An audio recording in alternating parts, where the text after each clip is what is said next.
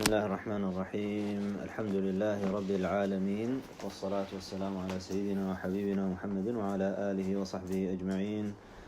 اللهم صل على سيدنا محمد الفاتح لما أغلق والخاتم لما سبق ناصر الحق بالحق والهادي إلى صراطك المستقيم وعلى آله حق قدره ومقداره العظيم. اللهم إني أعوذ بك أن أضل أو أضل أو أزل أو أزل أو أظلم أو أظلم أو أجهل أو يجهل علي. Alhamdulillah. So last time we finished with discussion of the Quran itself, mentioning that the Quran is not a book of theology, which doesn't mean that it doesn't have theological ideas. It just means that you're not picking up a book of human products, really. Everything that stems from the Quran in terms of the sciences, including the Arabic language itself, so the Arabic grammar, the philology, all of that stuff, that was all developed later to serve the Quran. So one of the things that sometimes you hear some people mention, which just really betrays their ignorance and just shows that they don't understand anything about the tradition, is when they talk about grammatical mistakes in the Quran. There's no such thing. The whole field of Nahu and Qawa'id and all that was developed to serve the Quran. And so there are general rules. If you find some exceptions to these rules, it doesn't mean that the Quran is wrong. It just means that the science that was developed afterwards did not encompass all of them. And that actually is something that you find in all fields of knowledge. By virtue of the fact that they are human constructs, they are not complete. They are general guidelines. It doesn't mean that they have the final statement on everything. Just proceeding a little bit and just continuing on with the introduction, and the importance of covering this introduction is just to situate, as we mentioned, all of this, all of the text itself. Word of advice: whenever you study anything, you always have to figure out the context in which it was developed in. You should spend some time understanding the field itself, and then the general atmosphere in which the field arose, and the current context in which the field is being discussed in. So you'll find that Sheikh Hamza in his translation of this text, the introduction that he offers, he goes through a little bit of a historical context, a backdrop of the text itself, the Aqidah field, and he also gives you a little bit of a historical context of Imam al-Tahawi himself. And the importance of this is so that you understand the intellectual makeup of the Imam, how he came to be the way that he is, and just the forces that were at play at the time. Now, just going on to what I'm going to do with this is I'm going to go over these highlighted passages that I mentioned that I have for you, but give you the relevance of that to our time, because some of the things that happened, one of the mistakes people make is that we think with the progress of time that we are unique, that we have different problems, that we have different issues, and the tradition itself is not equipped or doesn't have the answers to it. When in fact, what happened was it's just a reiteration of past problems with new language. But if you delve into the essence of these issues, you find it's the same thing. People are doing the same thing. It's the same human nature, the same reasoning powers, the same everything. We just use different terminology, which gives us the illusion of difference, the illusion of a qualitative difference between us and people back then. But it's not this. It's not any different. It's really the same.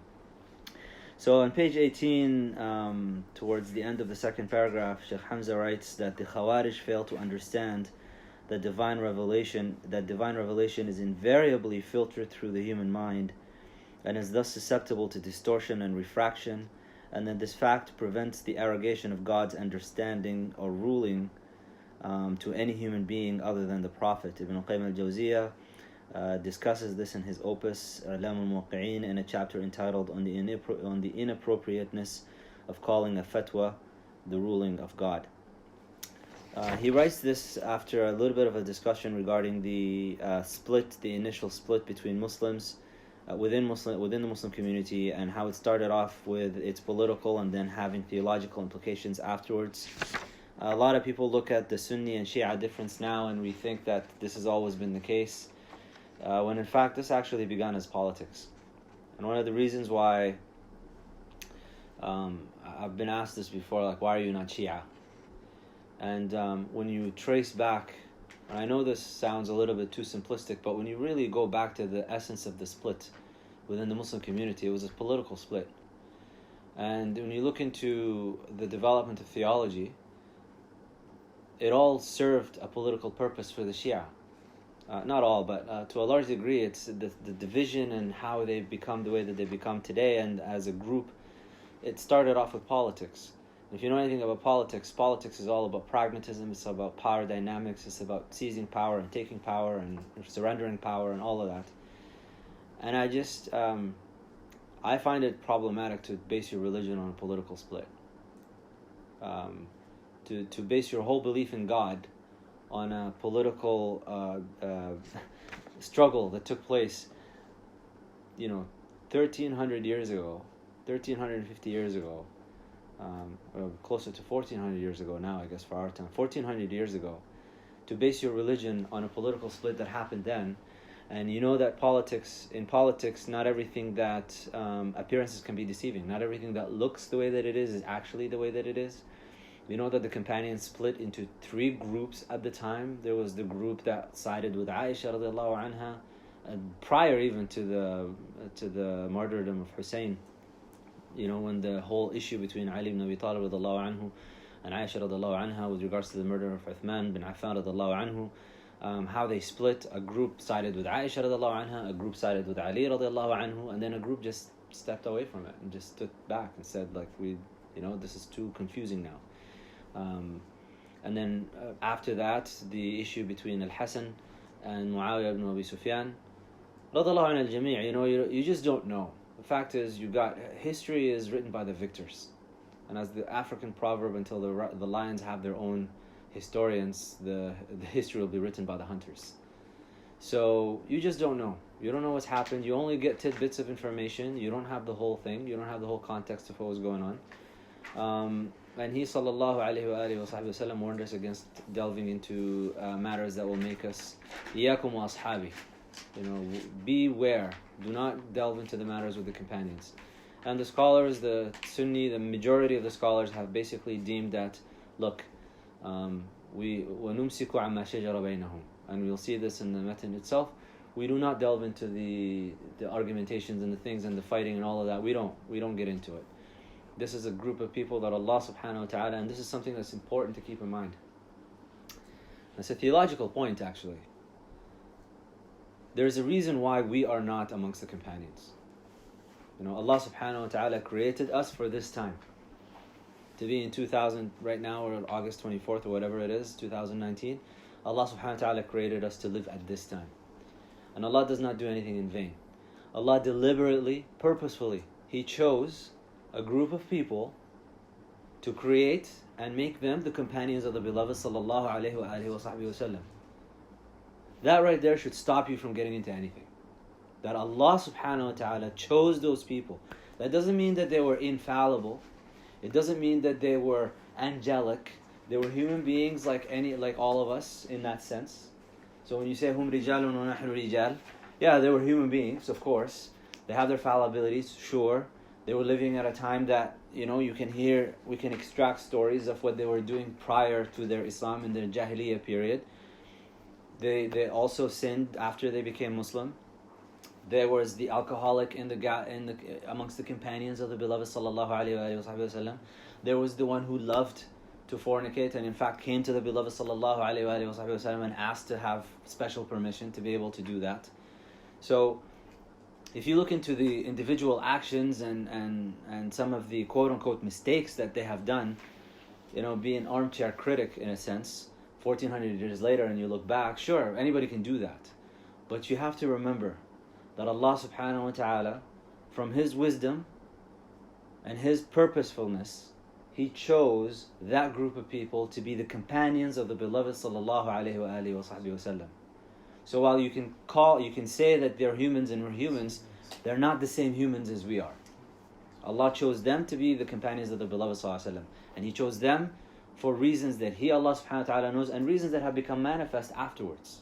When you look into the seerah and you see the sacrifices that these companions have done for the beloved sallallahu alayhi wa sallam, for us to come and look into the situation that took place after the passing of the beloved sallallahu alayhi wa sallam, and after Abu Bakr as-Siddiq and Umar al-Khattab radiyallahu anhu passed away, and then you have Uthman bin Affan radiyallahu anhu, and the political decisions that he made in regards to ruling and who he appointed and who he didn't appoint, and then after his martyrdom, when he was assassinated, and then you have Ali ibn Abi Talib radiyallahu anhu, the decision that he made to not pursue the assassins, and now you're dealing with the temporal realm and the messiness of politics and the decision making that takes place in that. And we live in a time now, especially now, of, political activism via Twitter and via Facebook and via YouTube, where everybody thinks that with their own camera and their own podcast microphone or whatever, they can just get up there and pontificate and say whatever they want to say, forgetting the simple fact, and I repeat this again, that Allah subhanahu wa ta'ala chose those people to be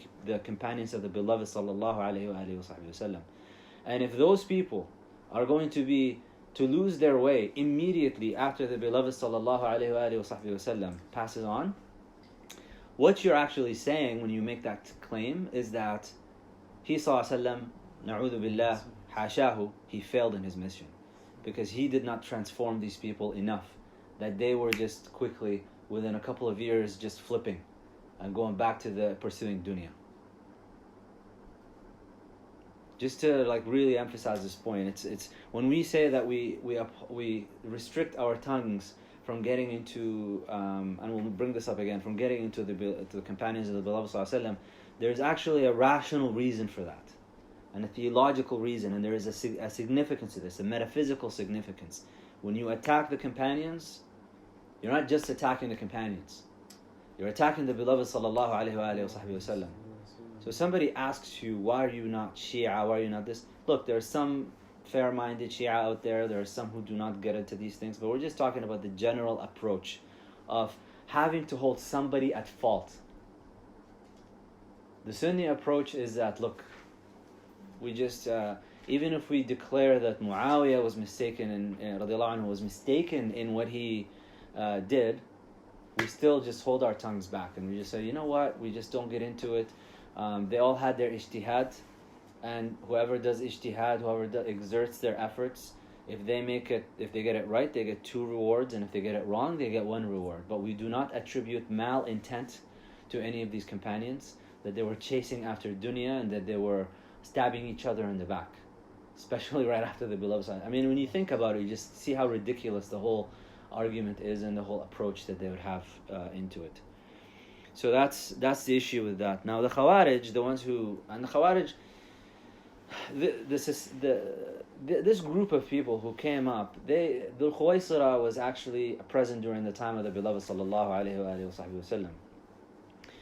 It just goes to show you that this thing has started from the very beginning, and it has to do with a personal disposition. There is a personality type out there that is just Khariji in its disposition.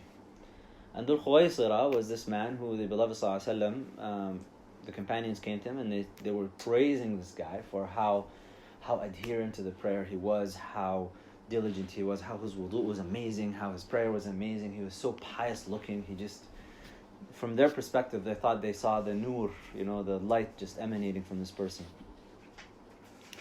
And the man entered into the masjid, and he sallallahu alaihi wasallam watched him, and he looked at him, and he said, that's the guy that you're, inquiring, that's the man you guys were referring to.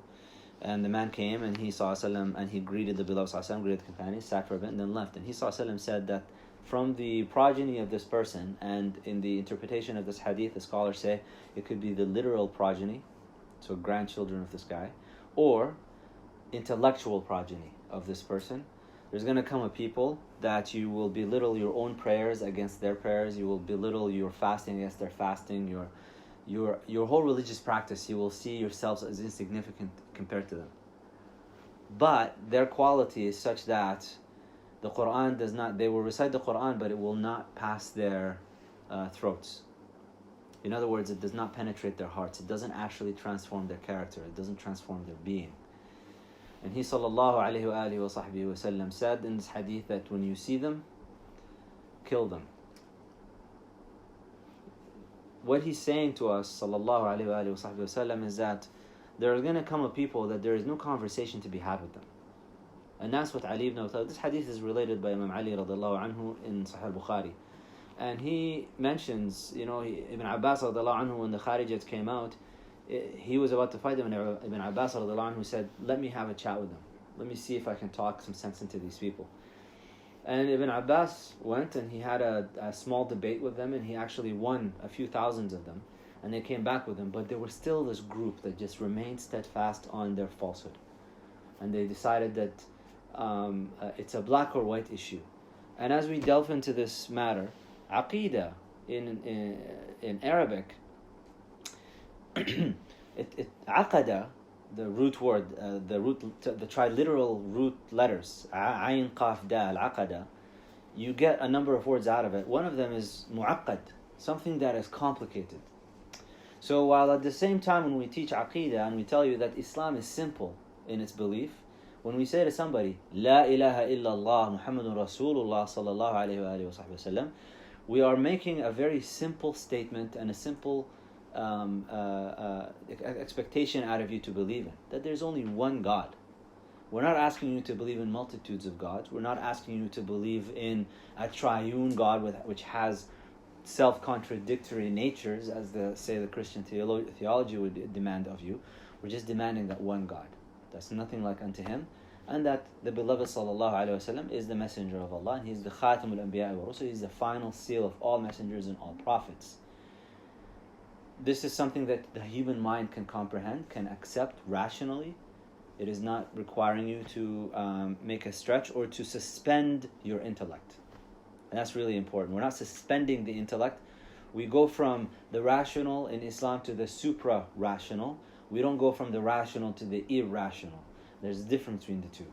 Supra-rational means that it is transcendent above your ability to comprehend this.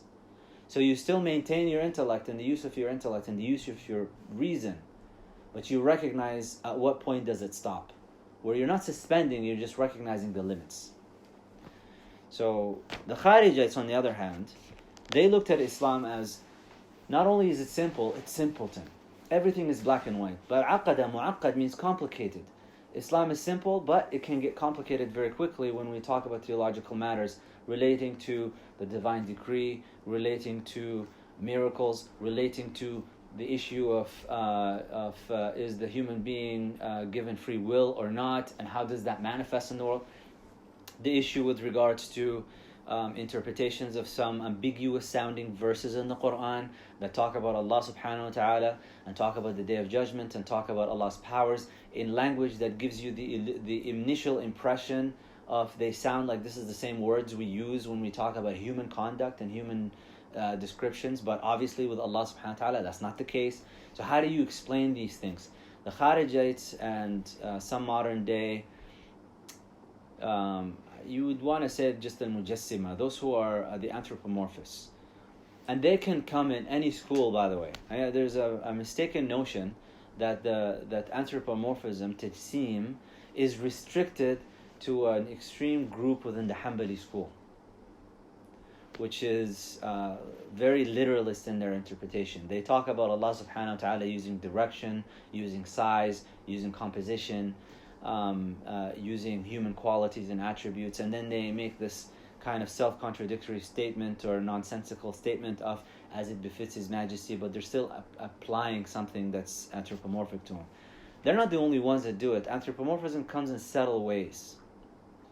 And one of the ways that actually manifests itself in our modern day and age, including some people who attribute themselves to the Ash'ari and the Maturidi school, is with regards to how Allah subhanahu wa ta'ala created Adam alayhi salam. Where if you read the whole narrative and how they interpret and how they understand the verses and the hadith of the beloved sallallahu alaihi wasallam describing some of the steps that took place in creating Adam alayhi salam, you can't help but just have your mind think of a statue maker, which is a type of an anthropomorphism. You're attributing, or even the so-called theory of intelligent design, where they assume that they understand how Allah subhanahu wa ta'ala, they encompassed the way that Allah created the world. It's this projection of the human intellect onto everything and creating this new subtle idol. We don't live in the age, I mean, with the exception of maybe if you go to some Buddhist lands and Hindu lands, we don't live in the age of build a statue and go and prostrate in front of it. We live in the age, especially for us in the West, of let me read up all of these things, come up with ideas, and then believe my own ideas. And then let my ideas guide my behavior in a way that even if it contradicts or contravenes the divine revelation, I don't care. It's my ideas about it, and that's what I think. It's the age of the intellectual idol. That's what we have right now. So, and some people fall into that. It doesn't matter what school it is. So I don't like going into this school is anthropomorphic or this school. Anybody can fall into it, and it's a very subtle thing that we have to pay attention to. Now, one thing about revelation that the Khawarij fail to understand, which is what Sheikh Hamza is pointing to here, and again, we're not calling anybody a Kharijite, but this again, we all fall into this somehow, sometimes, if you're not paying enough attention to yourself, where you don't realize that as I'm reciting this Quran, this is the word of Allah. I'm reciting it. But as I recite it and as I contemplate through it, it is now passing through the prism of my intellect. Now, if I go from that and I say, this is what Allah intended and this is what Allah means by this, that's a Kharijite tendency. That's a tendency of black and white literalist. And when we say literalist, I don't even like that term, because what you're doing as a literalist is that you're taking the multitudes of meanings that could be derived, and some of them could be equally plausible as an interpretation of a verse, but you're honing in on one interpretation. You're saying, this is the interpretation, and this is what Allah subhanahu wa ta'ala wanted. And if you do not, and how do you fall into a Kharijite, like really go into that line of thinking, is when you say, and anybody who says otherwise is committing an act of kufr. Now the problem with this way of looking at things is there is a fundamental principle. لازم المذهب أو لازم القول ليس بقول أو ليس بمذهب. In English, it means that the implication or the necessary consequence of a statement or of an interpretation is not necessarily what that person will be adopting. So for example, somebody could make a statement that you might understand to be a statement of kufr, but that doesn't mean that the person is a kafir now. Now this is important to keep in mind. You might hear people utter statements that you might think this is a statement of disbelief. You have to pause and ask the person and delve into it further before you establish that this person has actually left the religion.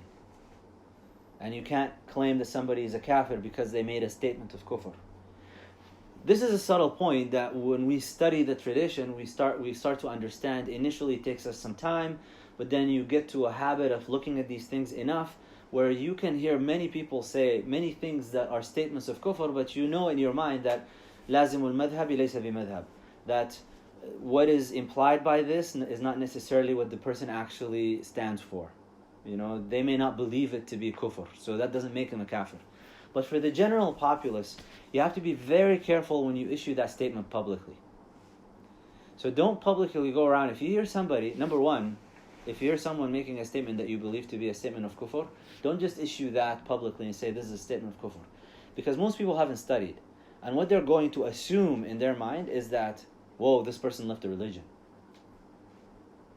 And there are implications to that. So that's a very dangerous thing to fall into, where you just publicly declare someone making statements that are statements of kufr. Secondly, exercise the practice of charitable interpretation. A charitable interpretation is that you take, number one, you understand the statement according to what that person intended it to be. Which means you have to pause and you have to ask yourself, did I understand what the statement is based on what that person is intending, or am I understanding it based on my own coloring of that statement? In order for you to identify this, you have to go back to the person. It's not enough to say, I read this person's writing or I heard them say this and that. You have to clarify. Could you please explain to me what you mean by 1, 2, 3? And you have to do it, this is part of adab al-munadara, adab al-bahth al-munadara. This is part of the etiquette of disagreement.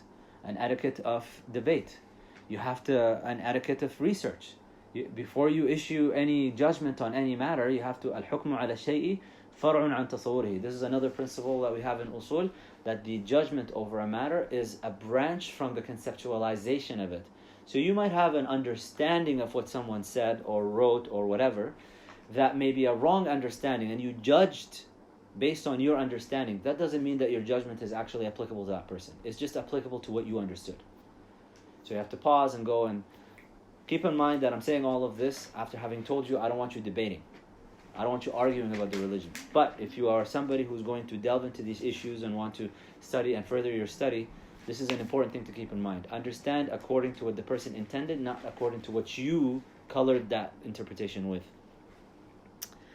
So anytime you read anything from the Quran, you recite from the Quran, you read anything of the beloved sallallahu alayhi wa sallam, you read anything from the scholars, you're coloring some things from your own perspective. So you always have to go back and just ask and clarify, could you just confirm for me so that I know I understood you according to what you intended? There's actually a beautiful example of that is in Sharh al-Aqaid al-Nasafiyya. So Imam al-Nasafi is a Maturidi scholar, and Imam Sa'd-ad-Din al-Taftazani is an Ash'ari scholar. But he did a commentary on al-Aqaid al-Nasafiyya, the creed of Imam al-Nasafi. And when he did his commentary, even his style of writing a commentary was actually in the style of the Maturidis, even though he's an Ash'ari. And that's just to confirm that I'm doing this according to how they would do it, not according to how I would do it. Very subtle thing. And that's actually part of adab. People think adab is just about good manners. It's about an approach. Adab is about an approach. It's an etiquette. Adab is to put things in, it's part of hikmah, it's part of wisdom. It is to do things in the proper way, to the proper degree, in the right fashion, to understand things according to how they were to be understood, to say things at the right time, and to say them in the proper way so that it's received, rather than just, I want to say what I want to say. And then Shaykh Hamza goes on from this to talk about a second group after the Kharijite. So the Khawarij were the first group that came up. The second major group, there were multiple groups. If you go into to the science of or to the history of all the different sects that arose, theological sects, that's a whole other discussion, much of which for our purposes is not relevant because they don't even exist anymore. This will be just out of historical interest, and I'll just direct you to the relevant text for that. The second major group that came up was the Mu'tazila. And you will find oftentimes Mu'tazila is translated as the rationalists. I don't like that term because it has a tendency to imply or to give the idea that others are not rationalists. They're not rational. This is a technical term. When we say rationalists here, when we're talking about Mu'tazila, we're talking about a people who basically elevated their rational powers, their intellect, above revelation, to the degree that they use their reason, their intellect, as a judge over revelation. The Ash'ari and the Maturidi, Ahl Sunnah wal Jama'ah, their approach is not that. Their approach is we use reason to get to Islam and to get to Allah subhanahu wa ta'ala, and also along with the fitrah, we use reason to get to that point. But once we get to that point, the role of our reason changes. It is no longer to judge between religions and which one is true and to get to Allah. The role of reason for us now is to understand revelation. Which implies that when there is a limit, when we reach to a degree where we can't go further, we pause, we do tawaqquf. We say, Allahu A'lam. So, Alif Lam Mim, we don't know what that means. ذَلِكَ الْكِتَابُ لَا رَيْبَ فِيهِ. Okay, we can talk now. Alif Lam Mim, the letters, and then this is the book in which there is no doubt. Okay, now we can have a conversation. Ar-Rahman ala al-Arshi istawa. Okay, this is a verse from Surah Taha. The most merciful, ala al-Arshi istawa. Well, our intellect told us that Allah subhanahu wa ta'ala is unlike anything in His creation. Allah subhanahu wa ta'ala, and also the Quran tells us that. Surah Ash-Shura, Allah tells us there's nothing like unto Him. Okay, so how do we understand this verse? This is where we use interpretation, we look into how the Arabic language is constructed, how do we understand this verse in a way that does not attribute anthropomorphic qualities and attributes to Allah subhanahu wa ta'ala. The Mu'tazila, on the other hand, had their whole kind of theological school, and Sheikh Hamza just mentions that it started off with from the time of Al-Hasan al-Basri, who was a companion of Ali radiallahu anhu. He was teaching in the masjid, and he was talking about free will and predetermination, and he tried to, and his explanation was that they're mutually exclusive. That you can be determined and you can have free will at the same time. They're not contradictory. It's just a paradox. This explanation was not, and maybe at some point we'll get into this, but this explanation was not satisfactory to Wasil ibn Ata, who was a student of Hasan al-Basri. He didn't like this explanation, and then he stepped out from that circle and he started his own circles teaching Aqidah. And Hasan al-Basri says, "I'tazalana." Now, what's interesting about this is that he didn't say, this is the subtle point, this is why I mentioned this whole point about kufr and the prism of your intellect and all that. Al-Hasan al-Basri was very aware that I'm explaining things according to my understanding. And if that person did not get it, and he left us, that doesn't mean he left Islam. It just means that his explanation did not sit well with him. He's still a Muslim.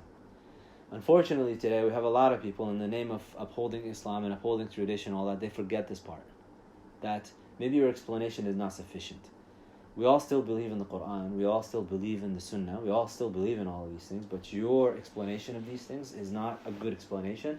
And if I decide to leave you, which any of you guys can do the same thing, if it's not sufficient for you, I'm not going to all of a sudden excommunicate you from the religion. It's just that it didn't work for you. So you're going to try to find somebody else who can explain it to you. In this case, Wasil ibn Ata started his own thing, and he said "i'tazalana," and that's where the term Mu'tazila came from. That's the most common story, anyways, that you'll hear for why that name arose. And a lot of these schools arose because there were these human attempts to reconcile understanding with revelation, with pure reason.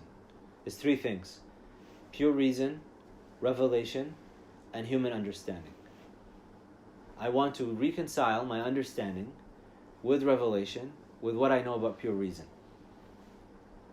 Your understanding should take the lowest priority. First, revelation. First is pure reason to get you to that revelation. Because without pure reason, without the intellect, we could say any of these religions could be valid, equally valid. But it's through pure reason that we say Islam is the truth. And it confirms the fitrah anyways. Secondly, using that to understand now, you demote it and then you start to understand revelation. Thirdly, your understanding, you have to recognize you have an educational background, you have a cultural background that you come from, you have a level of understanding that is not the same as everybody else, and you have personal interests, you have your experience of the world is different. So all these things coming together, that is going to give you, that's going to color your understanding of the religion. But at the base of it, if I ask any of you guys who come from different parts of the world, and if I ask somebody who comes from yet another place in the world, just can you tell me what is the fundamental belief in Islam? If you go to Hindus, they'll tell you all kinds of stories. They don't have one single thing. If you go to Buddhists, they'll tell you the same thing. And they don't have a single thing that they all agree on. If you go to Muslims, I don't care if it's even Shia, Abadi, Zaydi, Sunni, whoever. Ask any Muslim, what is the fundamental belief in Islam? What do I have to accept to be a Muslim? They will all say exactly the same thing. Ashhadu an la ilaha illallah wa ashhadu anna Muhammadan Rasulullah. You ask them about Allah, they'll say Allah, la ilaha illahu, al-hayyul qayyum, laysa kamithlihi shay. We'll all agree on that. It's when we get into the understandings and the differences in understandings that we start to split up. And only a person who has their ego subdued will recognize that, hey, you know what? That's just my understanding of things. We don't have to split up. We don't have to fight.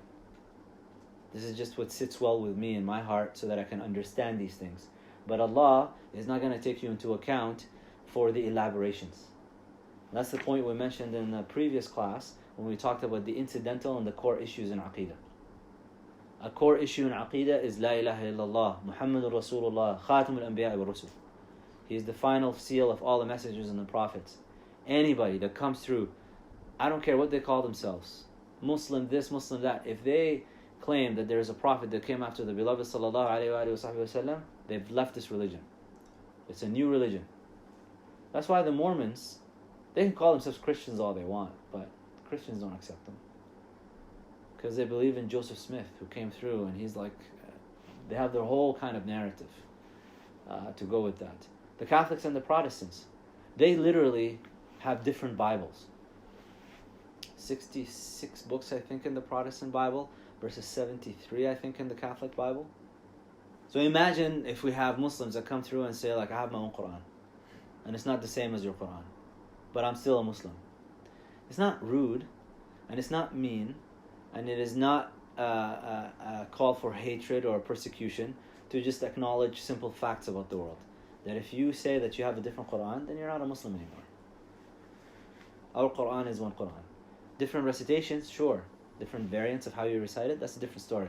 But it's the same Mus'haf, it's the same Quran. The beloved ﷺ is the final seal of, as the final messenger and seal of all the prophets. There's nobody that gets revelation after him, and anybody that claims so is a liar.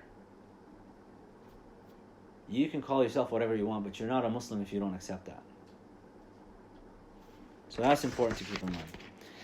The Mu'tazila, and the reason we're going to get into the Mu'tazila for a minute here is just to mention that there is a new form of them that has arisen.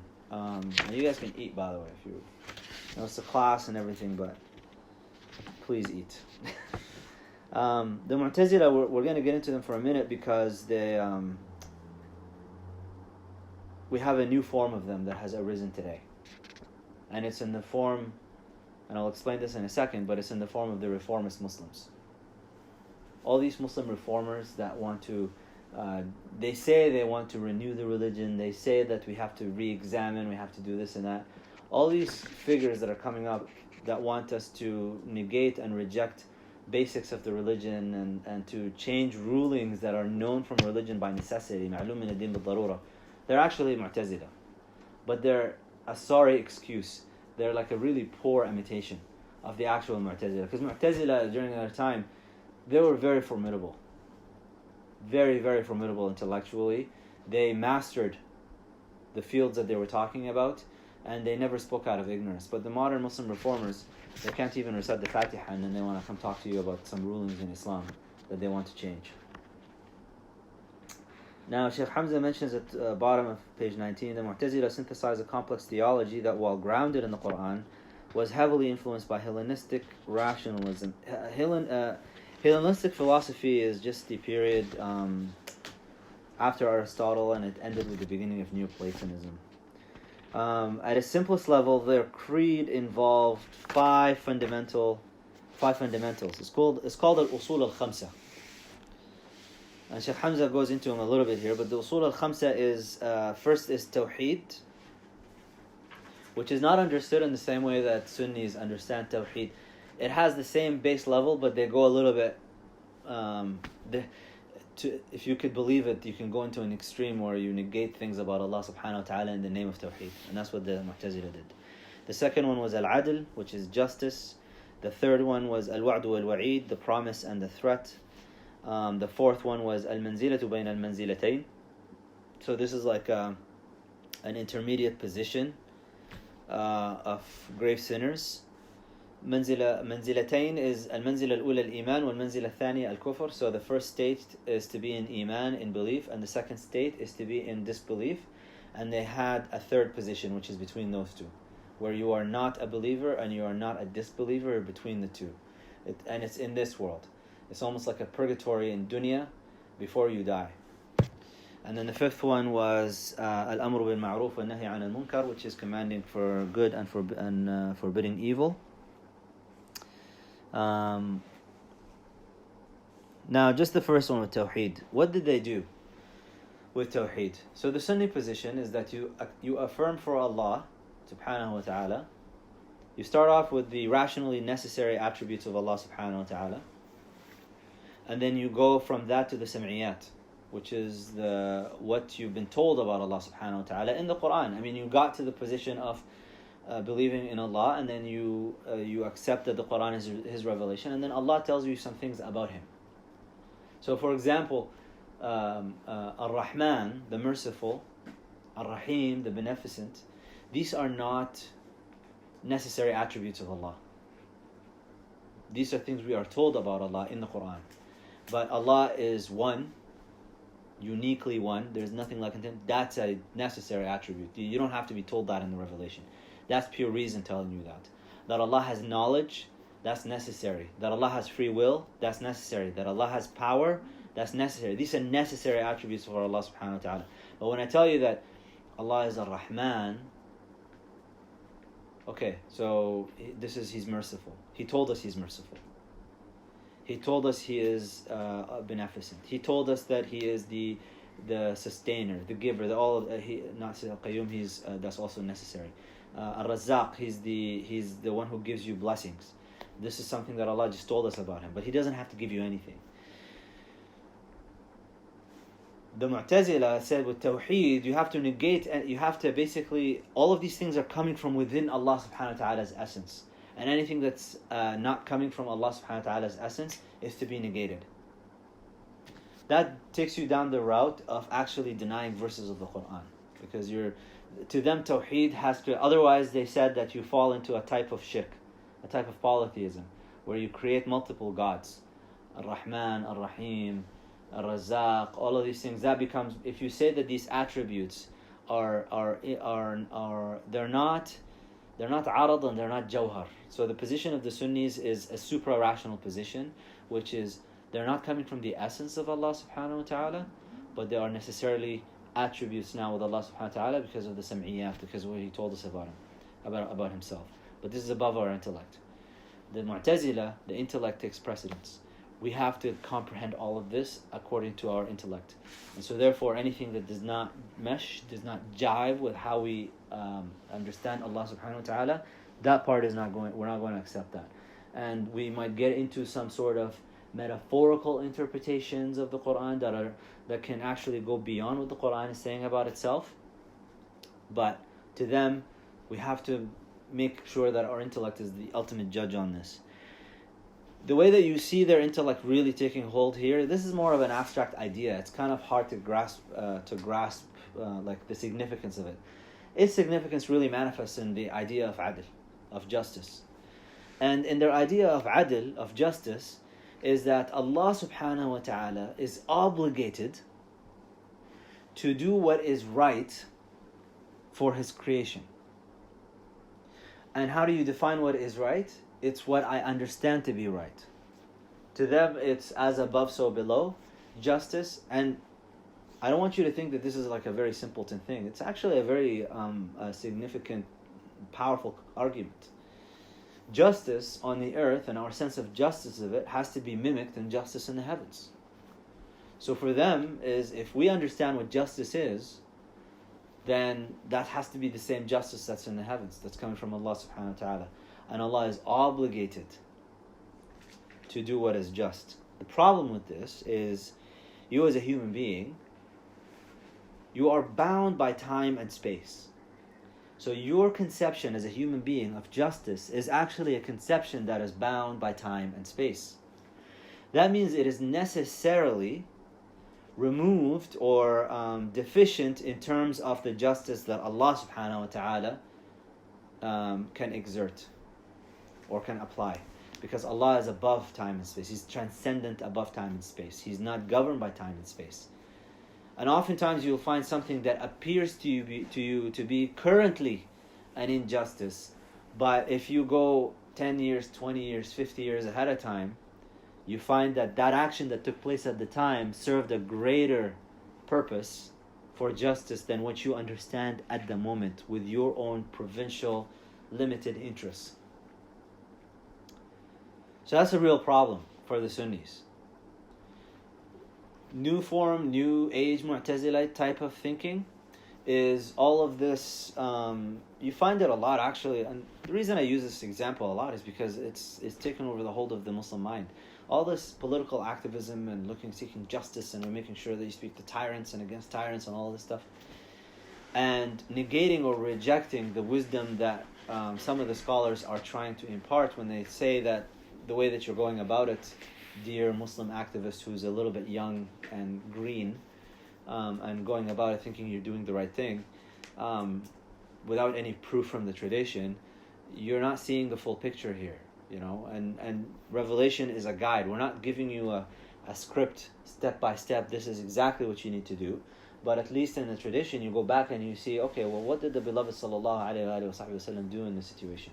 And if you remember from the first class, we talked about sunnatul mawaqif, the sunnah of isolated incidents that the Prophet sallallahu alayhi wa sallam had, and the way that he also conducted his role as in political office, because he sallallahu alayhi wa sallam was a messenger and a prophet, but also he was a political leader. Okay, how did he go about doing his agreements? What did he do in Sulh al-Hudaybiyah, which is one-off incident? How did he interact? How did he deal with the disbelievers? What did he expect from the believers, including those who were undergoing torture and imprisonment in Mecca? What did he tell them to do? All of these things that come into mind, you have to, if Islam is really your moral compass, your actions should always go back to, I would like to do this, and if this religion has everything addressed, then I would like to find a precedent in the tradition. The situation could be slightly different, but you can still make some analogical reasoning and find out how you can act in a prophetic way. It's almost like the statement when you hear people talk about what would Jesus do. We would ask, what would Muhammad sallallahu alayhi wa sallam do? Al-Wa'd wal-Wa'id is the third fundamental that they had. And this particular fundamental is basically negating Allah subhanahu wa ta'ala's mercy. Allah subhanahu wa ta'ala tells us about himself that sabaqat rahmati adabi in Hadith Qudsi, that my mercy will always supersede and overcome my punishment. And Allah subhanahu wa ta'ala has the right. He can just take everybody and put everybody into paradise, and he is not to be questioned about that. Surah Al-Anbiya, Allah subhanahu wa ta'ala tells us, لا يسأل عما يفعل وهم يسألون. He is not asked about what he does, but you get asked. You're the one who has to answer to Allah subhanahu wa ta'ala. Allah doesn't have to answer to you. As an implication of this as well is since they expect Allah subhanahu wa ta'ala to fulfill his promises and also to carry out his threats and to punish people, and that is incumbent upon Allah subhanahu wa ta'ala, that he does not get to just say, I forgive. They also negate the shafa'ah, the intercession of the beloved sallallahu alayhi wa sallam, especially for the kaba'ir. So you have some of the Muslims who engage in big mortal sins. Well, the shafa'ah is for those people. The beloved sallallahu alayhi wa sallam comes on the Day of Judgment and he asks Allah to intercede for us, those of us who have come up short, who have committed like really egregious sins, that his intercession is for those people. The Mu'tazila negate that because they say that it's obligatory upon Allah. And if you really think about it, it's kind of an arrogant position to, you are saying what's obligatory upon Allah. You're the mukallaf. Allah is not a mukallaf. And in a way, that's actually how they were talking about Allah subhanahu wa ta'ala. And in a way, you can think of it as a subtle form of anthropomorphism, because now you're taking your human understanding of how things should be, and you are applying that to Allah subhanahu wa ta'ala. It's a subtle form of intellectual idolatry. So that's the promise and the threat. And it is an absolute obligation, according to them, to reward the upright and punish the immoral. And that's not necessary. Allah subhanahu wa ta'ala even tells us in the Quran, and this is where the problem with this kind of discourse goes. They ignore the Quran. Allah subhanahu wa ta'ala tells us, إِنَّ اللَّهَ يَغْفِرُ الذُّنُوبَ جَمِيعًا إِلَّا يُشْرَكَ بِهِ. Allah subhanahu wa ta'ala actually tells us what He is going to not forgive, which is shirk. That's the only thing He's not going to forgive. If you die in an act, in a state of idolatry, a state of polytheism, worshipping other than Allah, Allah tells us in the Quran unequivocally. And you doing this knowingly, by the way. It's important to keep that caveat in mind, because Allah also tells us in the Quran, وَمَا كُنَّا مُعَذِّبِينَ حَتَّى نَبْعَثَ رَسُولًا. We were not going to punish a people until we send a messenger to them. So if someone didn't know, they never received the message of Islam, and this could be in our day and age. Don't get fooled by this idea that we have mass communication and internet. How could you not have heard about Islam? There are plenty of people who haven't heard. So if you've heard and you insisted on your idolatry and insisted on your polytheism and you died upon that, it doesn't matter if you were the most righteous person in the village. If that's what you died upon, then you have been rewarded in your life, and Allah subhanahu wa ta'ala will cast you into the hellfire, because that's the one thing He tells us He's not going to forgive.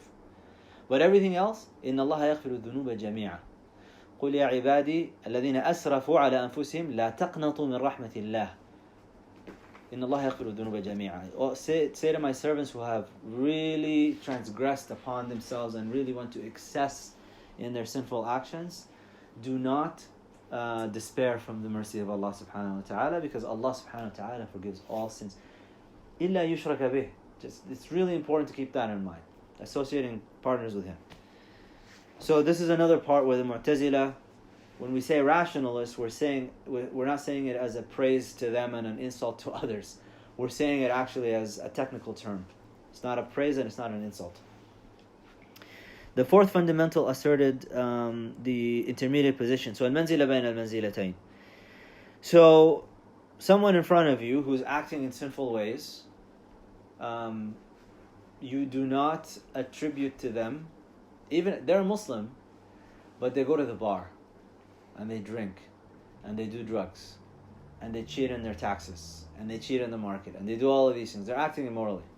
According to the Mu'tazili thought, well, you can't say that they're a believer, and you can't say they're a disbeliever. They're in between these two stations until they die, and if they die upon this immoral action, they go into hellfire because they're immoral, and if they die after repenting, then they go into paradise.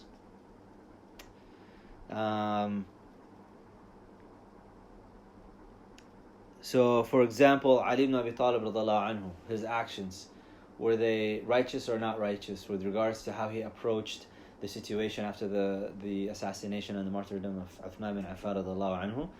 For the Mu'tazila, it's like, well, we're not going to say this is not up to people to decide. We don't know. This is a matter up to Allah subhanahu wa ta'ala to decide for Ali ibn Abi Talib radhiallahu anhu. And because they also have wa'd and wa'id, the promise and the threat, by implication from this, you can see where they're very comfortable with whatever conclusions you draw about Ali ibn Abi Talib radhiallahu anhu with regards to this. It's a very arrogant position to hold.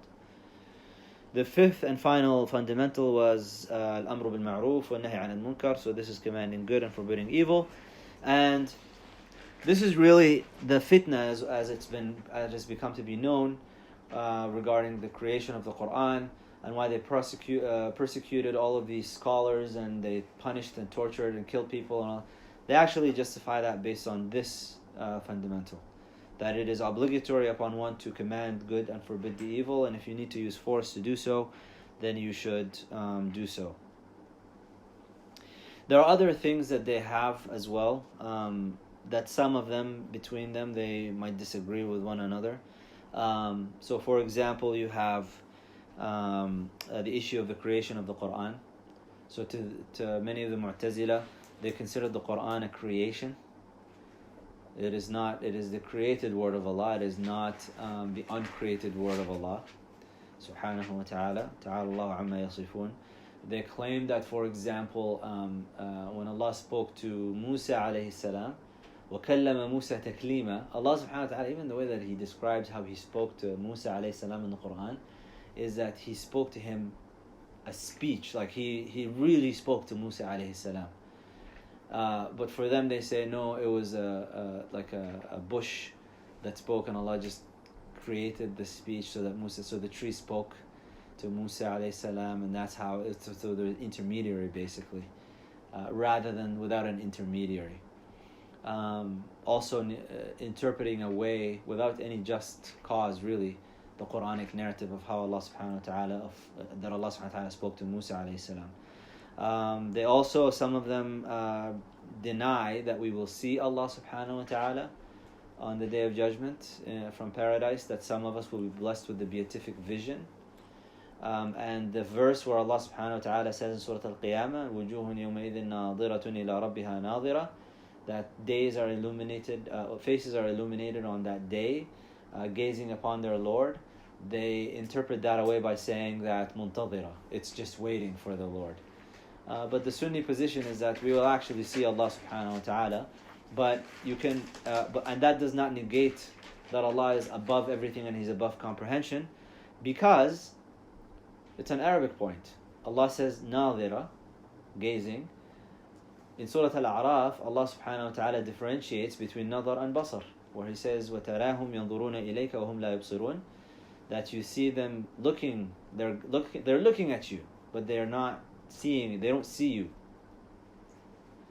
So there is a difference between looking and seeing something, looking at something and seeing something. Looking at something, you can look at it without comprehending the whole thing. Seeing something is you actually got it. And it is said in the tradition that every time you see Allah subhanahu wa ta'ala from paradise, may Allah make us amongst those who experience this, every time it's a different experience, because you're seeing something else. You're looking at something else. You're never comprehending Allah subhanahu wa ta'ala, because He's above comprehension. So even the Quranic language is very specific in the way that it uses that. It's very subtle, and you don't have to go to the route of elevating your intellect to the degree where it becomes the judge, the ultimate judge above, over the revelation.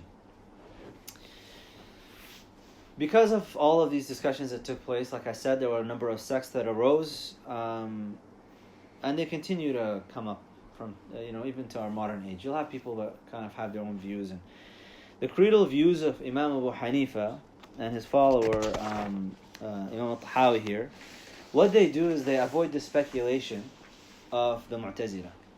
It's like 130 lines. It's very straightforward, very direct. There's no speculation. There's not a lot of abstract. A lot of the speculation and the abstract things, they come in the interpretation and the elaboration and the shuruh and the commentaries on these texts. But if you look at the text itself, it's very simple. It's very straightforward. You teach it to a little kid and they get it. There's no need to elaborate explanations about it. And they adhere as closely as possible to the text, only explaining when it's just absolutely necessary. If I have to absolutely explain something, then we'll explain it. But otherwise, we'll just keep it as is. And it's in accordance with, because the Hanafis, they go along with the school of Imam Abu Mansur al-Maturidi, which, as I mentioned before, is just very subtle difference in the Ash'ari school, but it's just Maturidi and Ash'ari are the schools of Ahl Sunnah and Jama'ah. We do not subjugate the tradition to reason. That is characteristic in a characteristic way that is of the Mu'tazila, we do not also have a complete subjugation of reason to tradition, which is what the literalists do. Ahl Sunnah wal Jama'ah are people of the middle path. We have naql and we have aql. We have transmission and we have intellect. And we recognize that when we get the tradition, that this transmission has to be filtered through the intellects. And as we respect and give homage to all of the scholars that have come before us, we have to also recognize that sometimes they were dealing with their own context and their own circumstances. And sometimes we have to come back and revisit. So on the commentary of this text by Sheikh Sa'id Fodeh, Sheikh Sa'id Abdul Latif Fodeh, who's probably I would say he's the foremost Ash'ari theologian of our age right now. He lives in Amman. In the introduction of his text, Sharh al-Kabir, al-Aqeedah al-Tahawiyya, the grand commentary on Aqeedah al-Tahawiyya, he says in the introduction that the service that the scholars do for the tradition is to always keep this commentary alive, so that they deal with their own time, because there's going to be new problems that have come up. But then he makes a very interesting point, and he says, and sometimes you have to review and readjust conclusions that have been arrived at by previous scholars because of their understanding of things, because we now have new forms of knowledge that have arisen to us. We have theories and ideas that are being promoted by the scientific community from just an empirical perspective that they didn't know about back then. And they were also engaged with the scientific knowledge of their time. And so their interpretations was colored by what they knew as well. So they weren't just Quran and Sunnah and that's it. They were in a world that has political dimensions, economic dimensions, scientific dimensions that was relevant to them, and they were commenting according to their time. To keep that alive, our people now, our scholars now, like Sheikh Sa'id Fodeh, when he wrote this text, he's like, why would I write, there's multiple commentaries on Imam al-Tahawi's text. Why should I come up now and do another one? Well, because you live in the 21st century. And you have new problems and new things that you have to deal with. So we have to do that. We always have to keep renewing things. That doesn't mean that, and this really goes back to the point that Sheikh Hamza made at the start, where we mentioned again last time, incidental versus core issues in Aqeedah. The core issues in Aqeedah are not going to change. whether you are in the 7th century or in the 21st century, we're always going to have La ilaha illallah Muhammadun Rasulullah, believe in the books, the revelation, believe in the angels, believe in the qadr and the divine decree, belief in the hereafter. We're always going to have these beliefs. That's not going to change. These are core issues in Aqidah.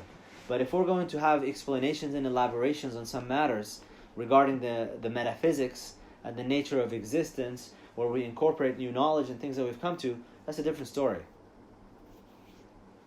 And so not only do we have every right to delve into this matter and comment, we're actually expected to. This is part of service to the tradition. And we would be doing it a disservice to not do that.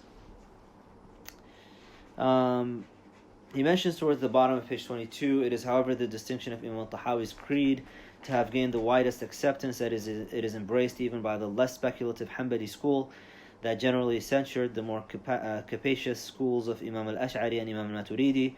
Imam al-Tahawi's goal is to present a basic creedal primer for Muslims to learn quickly and without disputation. His creed can be viewed as a distillation of Quranic doctrine, a gleaning of the principal points of faith that every Muslim should know. He does not refute anyone with arguments, rather he relies on the authority of such illustrious men as Abu Hanifa, whose creed is the basis of his own treatise. And so you'll find other texts. I mean, you'll have like Al-Aqaid al-Nasafiyya. Imam al-Nasafi, he starts off with saying حقائق الأمور ثابتة بخلاف السفسطائية. He starts off his text with saying that the essential realities of matters are fixed, contrary to the sophists. So the whole text begins with a refutation of the sophists. And this is how he starts off his text for Aqidah. Imam al-Tahawi doesn't do that. He just starts off with هذا بيان. This is a clarification for what is the Aqidah of Al-Sunnah wal-Jama'ah. And then he just tells you the articles of faith that we have, and that's it. One point towards the end of this that Sheikh Hamza says is Islam has never been plagued by an emphasis on theology, the simple creed of Tawheed, the adherence of the first community to it, and the warnings of the early scholars about diving into uncharted waters was enough to stress ethics and purification through the understanding and practice of divine law.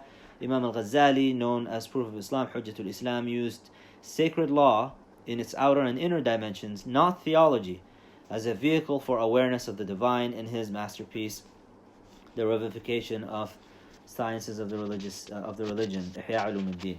That's a really, really important point to emphasize for those of you now that are studying Aqidah. A lot of this is the realm of the intellect, and so we're talking about abstract concepts and things to do with what you believe and whatnot. But ultimately, none of this matters if you do not translate this into some sort of action. And the action here is that you take this knowledge of Allah, which really should engender, if you remember what we commented before, what is the thamara, what is the fruit of this? Is that you know who you're worshipping. And that should engender awe in your heart, so that when you approach your prayer, not only you approach your prayer, that it should actually wake you up at night. If we really understood the grandiosity of this issue, the grandeur of Allah subhanahu wa ta'ala, and how He is above, transcendent above all of comprehensions, and how great Allah subhanahu wa ta'ala is, that should actually take sleep away from your eyes at night. You should get up in the middle of the night and just do 2 rak'ahs for the sake of Allah subhanahu wa ta'ala, out of sincerity, because you recognize that this is Allah, this is for Allah subhanahu wa ta'ala, and that's what this is about. And if you want certainty in Islam is not gained through intellectual exercise. This is a tool. The study of Aqidah is a tool. Certainty in this religion and removal of doubts comes about in actions. It is actions related to ritual acts of worship, and it is actions in relation to community service. So you could be praying, you could be fasting, you could be giving in charity, you could be helping your fellow brother or sister in Islam. I mean, it's just in service. You have to be doing something. This knowledge is to drive you to do something. And every time you do something, you're renewing your intention that I'm doing this for the sake of Allah subhanahu wa ta'ala and nobody else. And that's how you'll gain certainty. So don't get confused, don't get it twisted. A lot of people think I'm going to study Aqidah, so therefore I'm removing all doubts and I can now delve into anything. I got to tell you, no matter how intelligent you think you are, وَفَوْقَ كُلِّ ذِي عِلْمٍ عَلِيمٍ, For everybody that has knowledge, there's somebody who's got more knowledge above them. So you think you're intelligent, there's somebody smarter than you. And when it comes to these things, again, we're talking about human endeavors to try to codify and make these things simple and easy for people to grasp. All you need is someone really clever to find some sort of a hole in this and just punch it. And then all of a sudden you find yourself in a state of doubt. And it could be perpetual doubt, where you can't get settlement. You won't get ease. The basics of this religion are very simple. It's the 6 articles of faith, which you have to realize in your 5 pillars of Islam, in your acts of worship. Do that and you'll gain all the certainty you want. And do it right.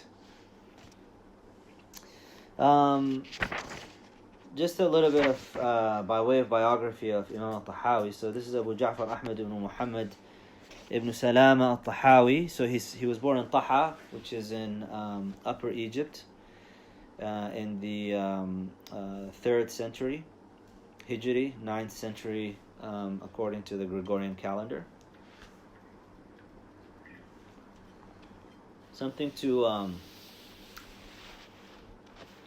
point out here about Imam al-Tahawi is that his first teacher was his mother,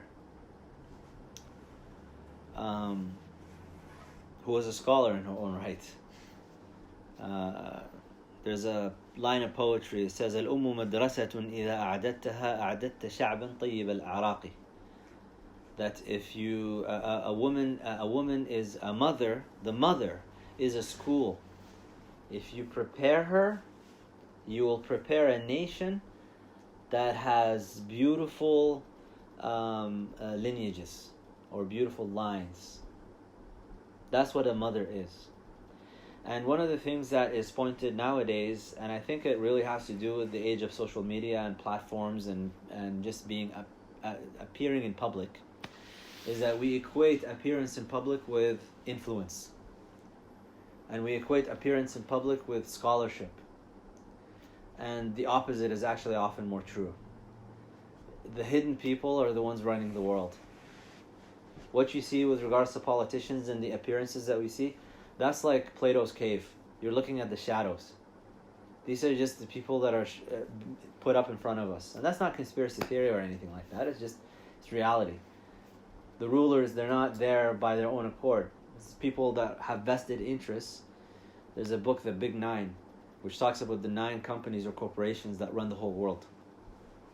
9 companies, that's it. So the greatest industries now are armaments and pharmaceuticals. If you look into the donations, for example, for the US guys, in the US context, the donors for the Republican and the Democrats, they're the same. Like 7 out of the top 10 donors are exactly the same people. So it's just a matter of, it's giving you the illusion of choice as the public. But who are these people behind the scenes that are doing these things? It's the hidden people that are running the show. They're the influential ones. And you'll find for a lot of these scholars, you look into their biographies, you find out where did they get their start. Imam al-Shafi'i was his mother that sent him off to Imam Malik. And she gave him a word of advice that he kept saying later on in his life. She said, learn adab from him before you take knowledge. تعلم الأدب منه قبل العلم أو كما قالت رحمة الله عليها. And the thing is, for a lot of these women, we don't even know their names. The mother of Imam al-Tahawi, we don't actually know her name. We just know her name is Ahmed. She's the mother of Ahmed. Her name isn't even mentioned. The other title that she's been given is Ukht al-Muzani, because her brother was Abu Ibrahim Ismail ibn Yahya al-Muzani, who is like the foremost spreader of the Shafi'i school in Egypt. Now she was a scholar. She used to go in the gatherings. Imam al-Shafi'i used to have gatherings that were both for men and women together. They would come to his gathering and he would teach from sunrise all the way through after Fajr, all the way through till the evening. And she was amongst those who would come and sit in the gatherings and study. And she was a faqihah, and her opinions, Shaykh Hamza here mentions a point that was written by Imam al-Suyuti, where he wrote, she used to attend the circle of Imam al-Shafi'i and is quoted by Imam al-Rifa'i in the section on zakat. She is also mentioned by Imam al-Subki and Al-Asnawi in his biographical collection of Shafi'i scholars. So she was a scholar, even though we don't know her name, and she had influence in fiqh. One thing that we mention when we teach Maliki fiqh regarding the rules of menstruation, I was quite shocked when I was told this by my teacher, but he's like, where do you think these rulings came from? You know, the limits, like how many days, what's the norm, what is the nature of the menstrual blood, that's the discharge, all that. It's like, where do you think that came from? That came from women. It doesn't, and who do you ask? He's like, you don't ask physicians, you ask women. Because this is a matter for the women to decide, because they know what's normal and what's not normal. So a good section of fiqh is actually just women doing it. So the way that the traditional people understood these things is that actually fame is a tribulation. It's not a good thing to have your name mentioned. And this just goes to show the type of reward these women would receive, because they influenced people like Imam al-Tahawi or Imam al-Asqalani or Ibn Hajar al-Asqalani, or you have people like Imam al-Shafi'i. The influence Imam al-Shafi'i used to always go and meet with Sayyidah Nafisa. So there was these kind of interactions and relations and influence that Muslim women had into the tradition. Some of them are known, but most of them are not known. And the fact that they're not known is actually not a negative, because the highest reward goes to things that are done in privacy. And so Allah subhanahu wa ta'ala, they had such a massive influence on the tradition, but it's a hidden type of influence. You know, I mean, if you want to know sincerity, I think it was Imam al-Haddad who said, sincerity is you getting up in the middle of the night and praying 2 rak'ahs because nobody could see you do that. And in fact, getting up in the middle of the night, and if you have a choice between reciting Quran or praying, it's more sincere to pray, because if you recite the Quran, that's now knowledge that can stick in your mind that you can use later on to show off in front of people. But you cannot show off praying 2 rak'ahs at night. It's impossible. Unless, of course, somebody comes out and starts a YouTube channel where it's like, watch me pray at night. You never know, man. Alhamdulillah. But Imam al-Tahawi, despite growing up in a Shafi'i household, he eventually actually left it, even though his uncle was Imam al-Muzani. And you'll find some stories that Imam al-Muzani, Imam al-Shafi'i said about him, al-Muzani nasiru madhabi, he's the supporter of my madhab. So you're living in the household, your uncle, who is a teacher of yours, along with your mother, who's also a Shafi'i scholar, and then you decide to go and become a Hanafi. La ilaha illallah. You'll find multiple stories and multiple narrations about why he switched madhabs. Sheikh Hamza here relates some of them, he says that the most likely thing is that a lot of these apocryphal stories that just talk about him being rebuked by his uncle, nothing good is going to come out of you, all of that, and him getting really upset and then going to another teacher who's a Hanafi and becoming a Hanafi to spite his uncle or anything like that. These don't really have much support. What is most likely is what the Imam says about himself.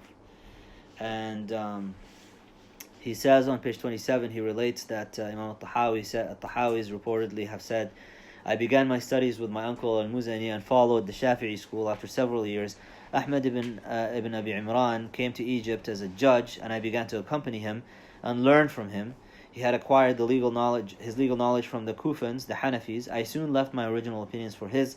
Later I saw my uncle in my sleep, and he said to me, "Oh, Abu Ja'far has snatched you away."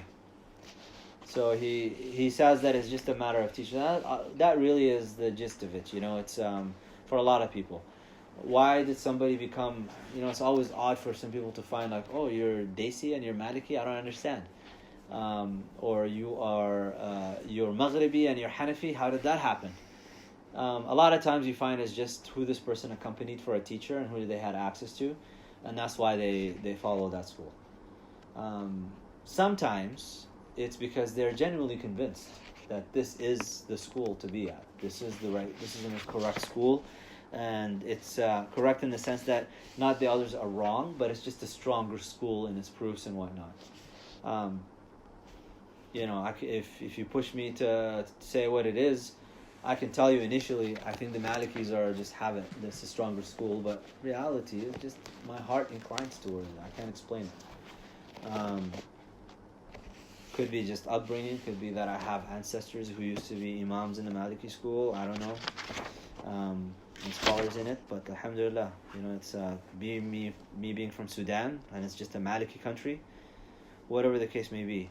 So it's actually, and you saw this happen with the scholars, where they would switch between schools, and a lot of times it would be just for job opportunities. When the Ottomans took over, and they adopted the Hanafi school, and they took over large swaths of land. Why is the Hanafi school the most prominent school? It's because the Ottomans had the largest swaths of land for the longest period of time, and they adopted the Hanafi school, and so all the judges they would appoint and the teachers they would appoint officially had to be Hanafi. So even if you studied Maliki or Shafi'i, you would have had to be Hanafi to get a job. So that's why the Hanafi school spread. It's not for any other reason that it went that way. Look, you can... Imam al-Tahawi himself was quite an erudite scholar. Shawari Allah Dahlawi counted him amongst the mujtahids. Also, Imam al-Kawthari counted him amongst the mujtahids. He was quite a very learned scholar, especially in the realms of hadith, and knowing the subtle, particular subtleties and hidden defects in the science of hidden defects, ilm al-ilal of hadith, which is a very obscure thing to get into. It just shows that you're a very high level of knowledge in that area.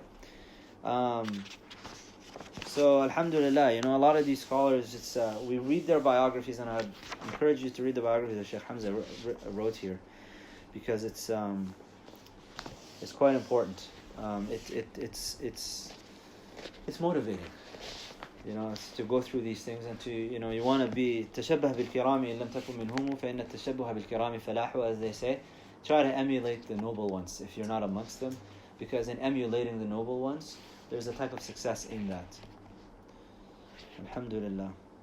So I think that's enough just for an introductory part, and we'll start with the text itself, which, like I said, it's not going to take us inshallah too long. Overall, we're looking at 130 statements that the Imam made after his brief introduction. So to begin with, Bismillah ar-Rahman ar-Rahim, Alhamdulillahi Rabbil Alameen. So the start off, Bismillah ar-Rahman ar-Rahim, Alhamdulillahi Rabbil Alameen, is based on a hadith. It is a weak hadith, but the scholars have deemed that hadith related to virtuous actions, you are permitted to use them. And the hadith is كل أمر ذي بال لا يبدأ فيه ببسم الله أو بحمد الله فهو أقطع أو هو أبتر أو هو أجذم. Different narrations for this hadith, which is that any affair that has importance, that does not begin with the name of Allah subhanahu wa ta'ala, that does not begin with invoking the praise of Allah subhanahu wa ta'ala, then this thing is going to be cut off from blessing. قال العلامة حجة الإسلام. So the erudite scholar, the proof of Islam, Abu Ja'far al-Warraq al-Tahawi بمصر رحمه الله. So the Imam Abu Ja'far al-Warraq al-Tahawi, the one who possesses, Warraq is like a lot of papers. Al-Tahawi is to attribute him to his place of birth, بمصر in Egypt. May Allah have mercy on him, رحمه الله. هذا ذكر بيان عقيدة أهل السنة والجماعة على مذهب فقهاء الملة. This is the mention. This is the mention of clarification of the creed of the people of Sunnah and the community. Ahlus Sunnati wal Jama'ah is just a phrase that talking about the majority of the Ummah. على مذهب فقهاء الملة, according to the school or the path of the jurists of this religion. أبي حنيفة النعمان بن ثابت الكوفي. So he mentions that this is the name of the fuqaha here is Abu Hanifa ibn Nu'man al-Thabit al-Kufi. وأبي يوسف, so this is from Kufa, أبي يوسف يعقوب ibn Ibrahim al-Ansari. and Abi Abdullah Muhammad ibn Hassan al-Shaybani Ridwanullahi alayhim ajma'in. So it includes their beliefs and their theological foundations. وما يعتقدون من أصول الدين ويدينون به رب العالمين.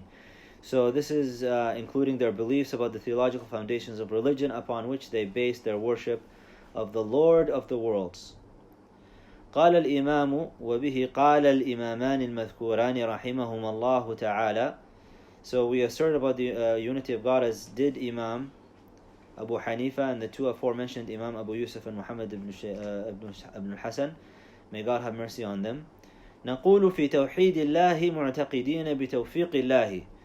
So we say, believing with providence, with Allah's providence, and we say regarding the unity of Allah subhanahu wa ta'ala, that إن الله واحد لا شريك له, that Allah subhanahu wa ta'ala is one, without partner.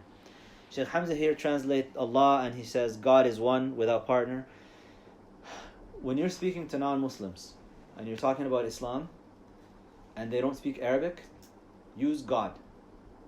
There is some propaganda that some Christian missionaries use. They say Allah is just the moon god, and they're talking about Allah is just really a derivation of a lat, and so they come up with all these things. Especially for non-Muslims who believe in God, you don't want to start a battle for yourself. So just start off with just God. We're talking about God here. Allah in Arabic is the proper name of Allah subhanahu wa ta'ala, of God. So it's an Arabic name that encompasses, and some say it's Ismullah al-A'lam. It is the greatest name of Allah subhanahu wa ta'ala. It is the name that encompasses all of the other names and all of the other attributes and all of the meanings that you can get from Allah subhanahu wa ta'ala, all embedded within Allah. If you remember, we mentioned Allah. It also encompasses the two aspects of the Jalal and the Jamal, the beauty and the majesty of Allah subhanahu wa ta'ala, in the sense that Al-Qabd, this is constriction, La, bust, expansion. So the yin and the yang, the constrictor and the expander, the majestic and the beautiful, all of that is encompassed in one name, Allah. But in English, for non-Arabic speakers, just use God until you get them past the point of pushback and whatever, and then you can say, look, in Arabic it's referred to as Allah, and then for converts and Muslims alike, Arab, non-Arabs, it's Allah. It's better to just use the proper names. وَلَا شَيْءَ مِثْلُهُ, nothing is like Him.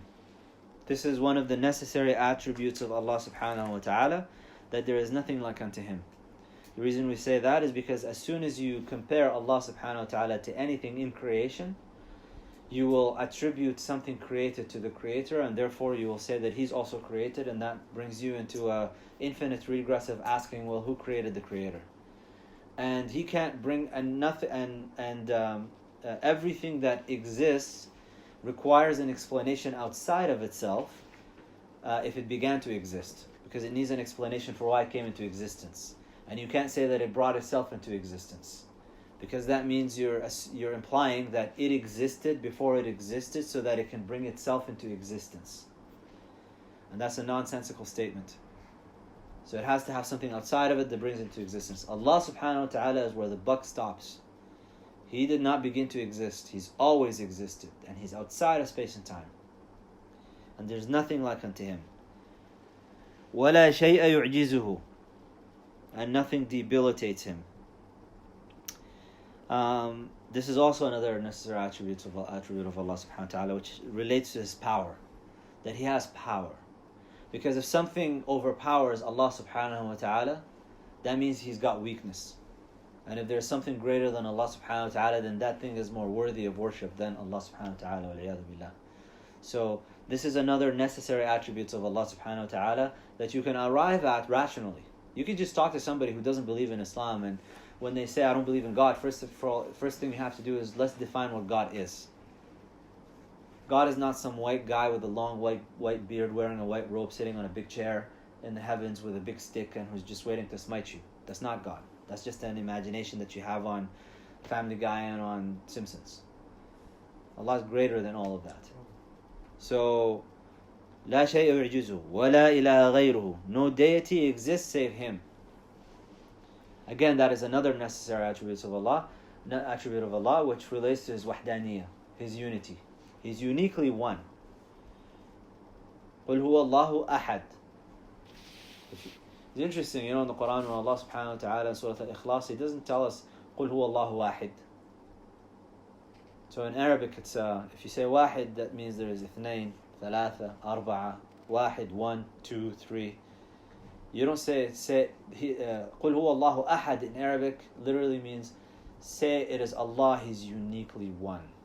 There's nothing like unto Him. قديم بلا ابتداء دائم بلا انتهاء. He is pre-existent without origin, eternal without end. It's very difficult for us to highlight things that are outside of space and time, because our very thought process, the very production of language requires space and time. So I'm telling you, but yet we can conceptualize it. We understand it when we say Allah is outside of space and time. And when we say He's pre-existent, we're not saying that He has some sort of a time scale where there was some time that passed and then He decided to create. He's outside of all of these considerations. And after everything perishes, كل شيء كل ما عليها فان ويبقى وجه ربك ذو الجلال والإكرام. Allah subhanahu wa ta'ala tells us in Surah Al-Rahman that everything upon it is perishing, will perish. And the only thing that will remain is the essence of your Lord. لا يفنى ولا يبيد. He neither perishes nor ceases to exist. So just in the first 6 statements, and I'd recommend you guys memorize this and understand this properly. And this is what we have to believe as Muslims. And he stuck to the core issues. Core issues for us are that Allah subhanahu wa ta'ala is one. He has no partner. There's nothing like unto Him. There is nothing that debilitates Him. There's no deity that exists save Him. That He is pre-existent without origin. That He is eternal without end. That He neither perishes nor ceases to exist. All these are necessary things for us to believe, because they're also necessarily rational things to arrive at. وَلَا يَكُونُ إِلَّا مَا يُرِيدُ. So the 7th statement is that nothing will be except what He wills. Nobody can force, nobody can come up with anything that Allah subhanahu wa ta'ala does not want to happen. You can't force it.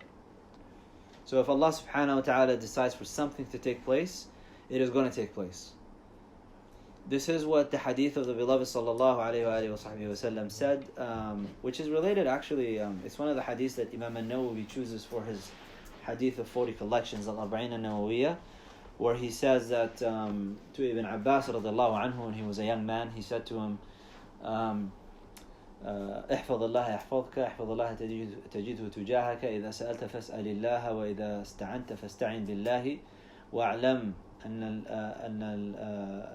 الأمة إن اجتمعت أن ينفعوك بشيء لم يكتبه الله لك ما نفعوك به، أو كما قال وإن اجتمعت الأمة أن يضروك بشيء لم يكتبه الله عليك ما ضروك رفعت الأقلام وجفت الصحف، أو كما قال صلى الله عليه وآله وصحبه وسلم. So the hadith in its totality is that the Prophet ﷺ went to Ibn Abbas anhu, and he said to him, I'm going to teach you a few words of counsel. Safeguard Allah subhanahu wa ta'ala and Allah will safeguard you. Safeguard Allah subhanahu wa ta'ala and you'll find Him in your direction.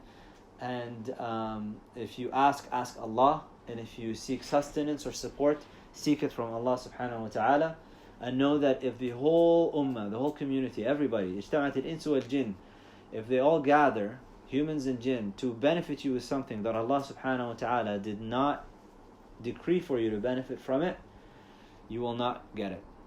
And if the whole nations gather to harm you with something that Allah subhanahu wa ta'ala did not decree for you to be harmed by it, know that they can't do it. The pens have been lifted and the ink has dried. That's really what this is pointing at. And it's something that should put your hearts at ease. That nothing is going to happen except through the will of Allah subhanahu wa ta'ala. And if you're always walking with Allah subhanahu wa ta'ala, then nothing will afflict you. no matter how many people plot for it. لا تبلغه الأوهام ولا تدركه الأفهام. So the eighth statement is imaginations cannot attain him and comprehensions cannot perceive him. This goes back to a point that we mentioned, I believe in the last class, where we related the statement of Abu Bakr as-Siddiq radiallahu anhu, where he said, عجزك عن إدراكه إدراكه والخوض في كنه الإله إشراكه. So your inability to comprehend Allah subhanahu wa ta'ala is your comprehension of Allah subhanahu wa ta'ala. And that delving into the essence of Allah subhanahu wa ta'ala, trying to identify and highlight and all that, that is a type of polytheism. وَلَا تُشْبِهُهُ الْأَنَامُ. So the eighth and the ninth statement are actually in the same vein. They're kind of explaining one another.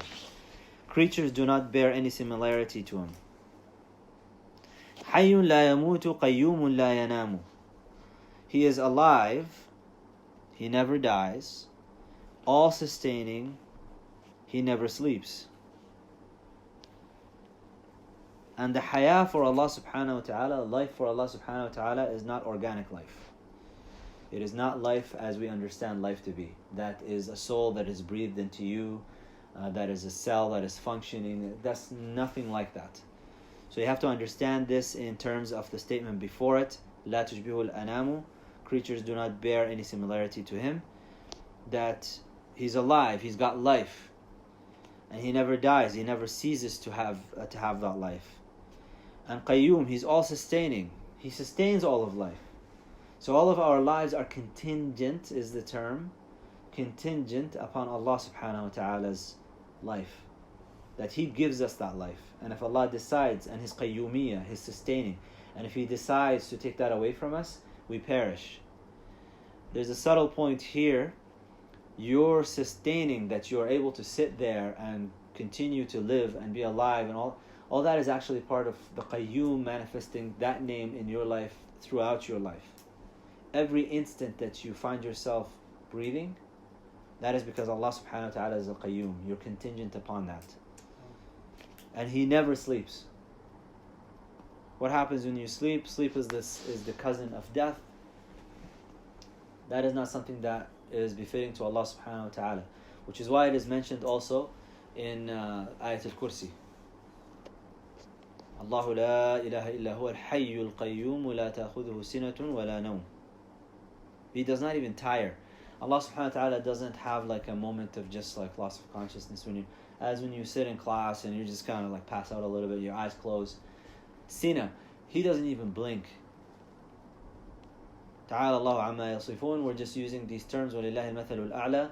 We're not saying that Allah even blinks or has eyes like us or anything like that. We're just saying that these moments of lack of attention, where we lose awareness of our surroundings, even to a blink of an eye, that doesn't happen to Allah subhanahu wa ta'ala. خالق بلا حاجة رازق بلا مؤونة. So the 11th statement is, he is a creator without any need to create, and a provider without any stores of provision.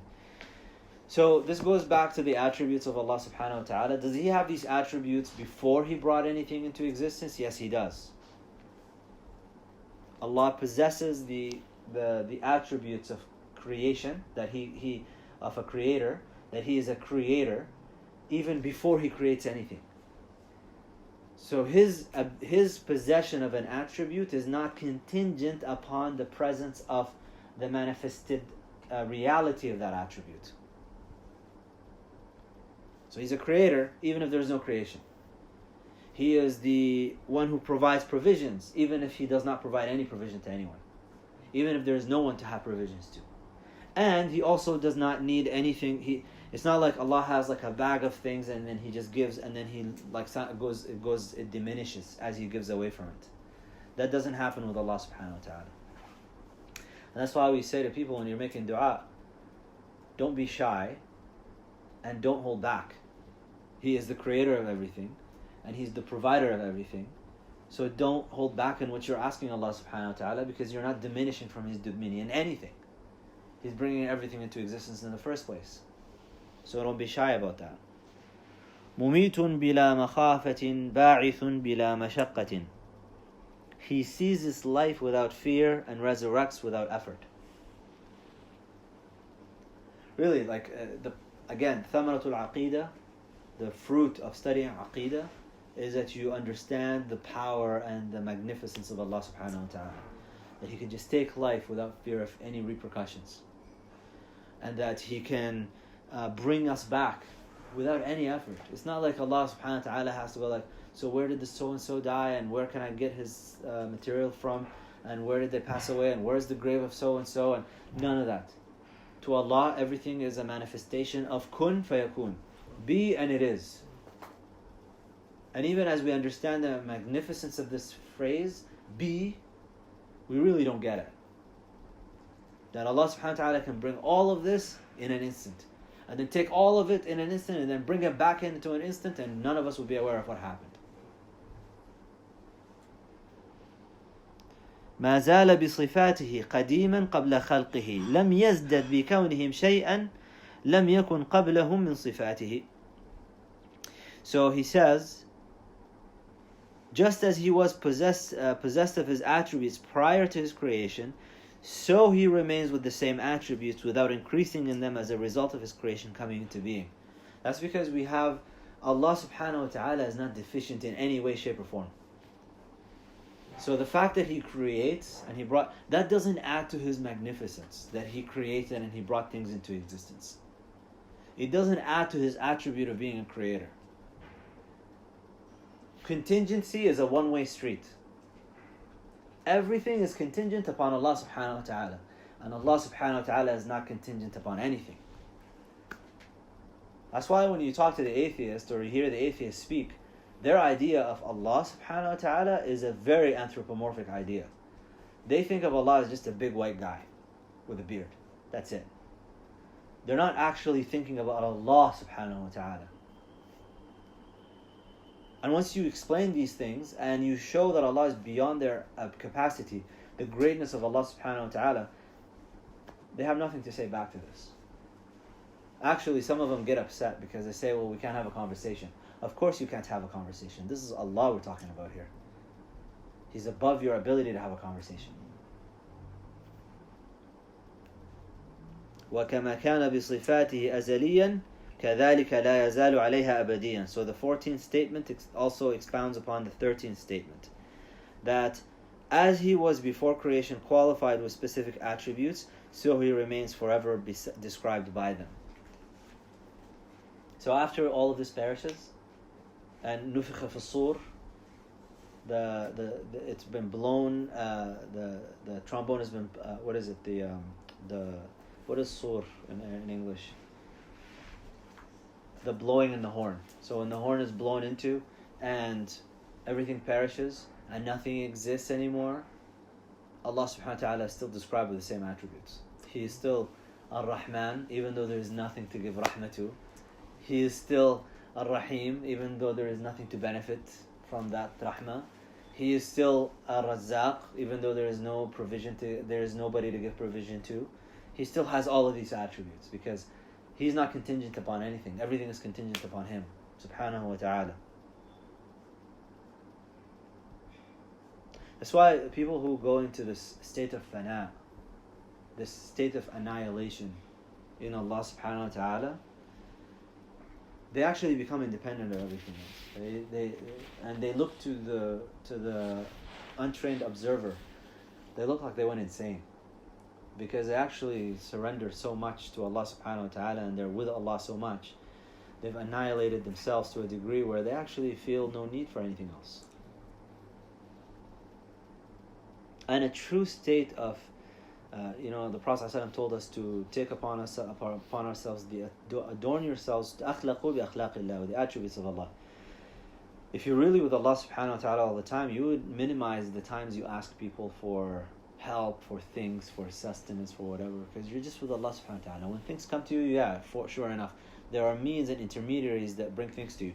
But I'm talking here about you going and asking people for things. You'll find some of the scholars, even when something would fall off, they're on top of their horse, they would go down from the horse and grab it, even though their servant is right there, and they just, can you pass me that? They wouldn't even do that. Some of the scholars, they wouldn't even ask anybody to pass them anything. They say, I don't want to ask anyone other than Allah subhanahu wa ta'ala for anything. So they just get up and just do it.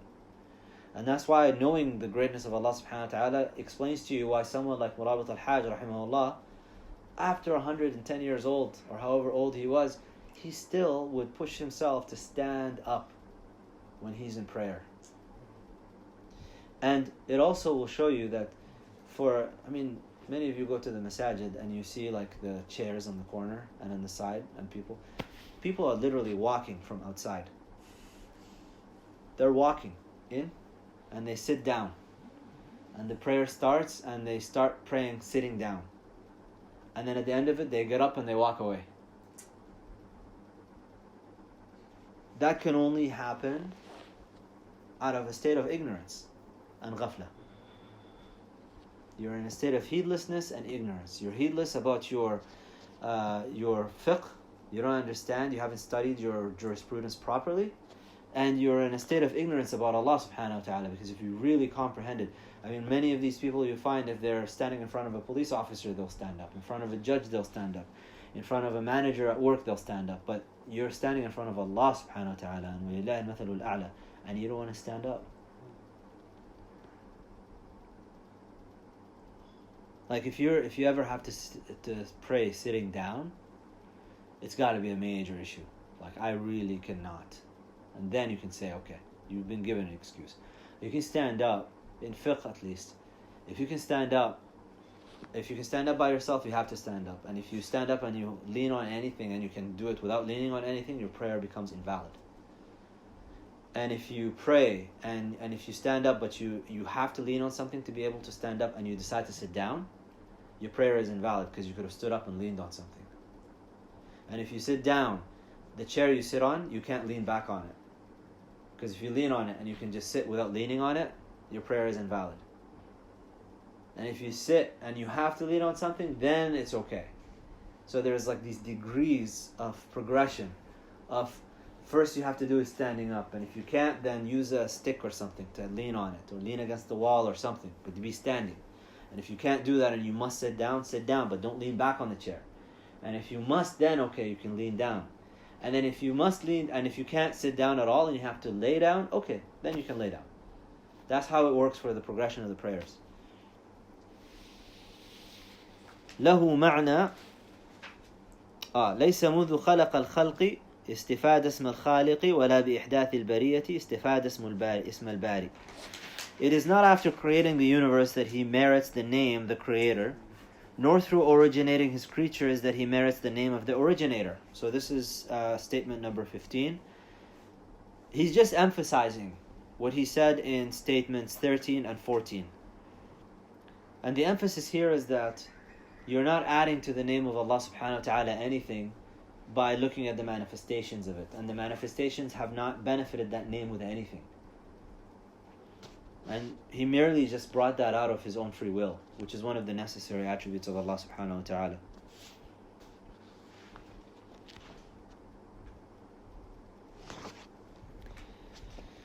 له معنى الربوبية ولا مربوبة ومعنى الخالقية ولا مخلوقة. He possesses the quality of sovereignty with or without fief, and the quality of creativity with or without creation, or fief. So he has the meaning. Rabb al-Bayt is the sovereign of the house. He possesses all of these things, and he's a controller of all of it. So he has the meaning of that. In spite of, even if he doesn't have anyone to have that be manifested over them. He is a Rabb, even if there is no marbub. He has the meaning of creation, even if nothing was created.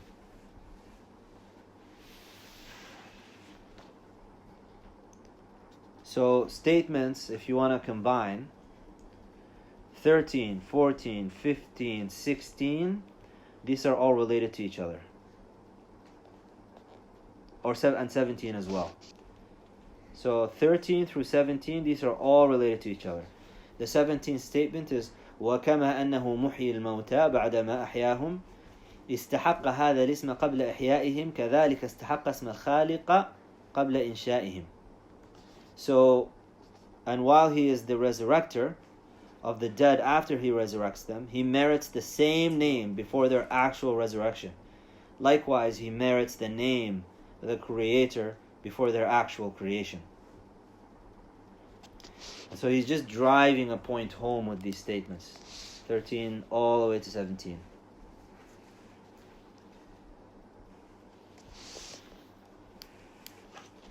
And then he explains what that means. Like, why did he emphasize all of these statements? 1, 2, 3, 4, 5 statements in more than one way.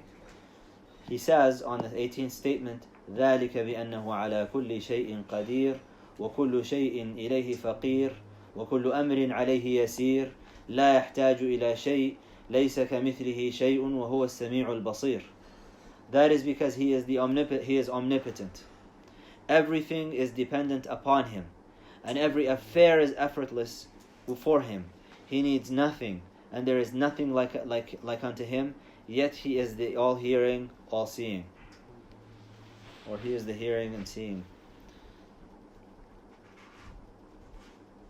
Even when you look at Sam' and Basar, Sami' al-Basir, it's not like there is sound waves that travel from directions where Allah subhanahu wa ta'ala receives those sound waves. He hears everything at exactly the same time without the need for any of these things to happen. In all of their multitudes of languages and forms of expression, and in all of the ways that things happen, the sound of the wind, the sound of things falling, all of that, Allah subhanahu wa ta'ala is aware of all of it. لا يعزب عن علمه مثقال ذرة, that not even an atom's worth escapes his knowledge. He's also al-Basir, everything is within his purview. That's how to understand that statement.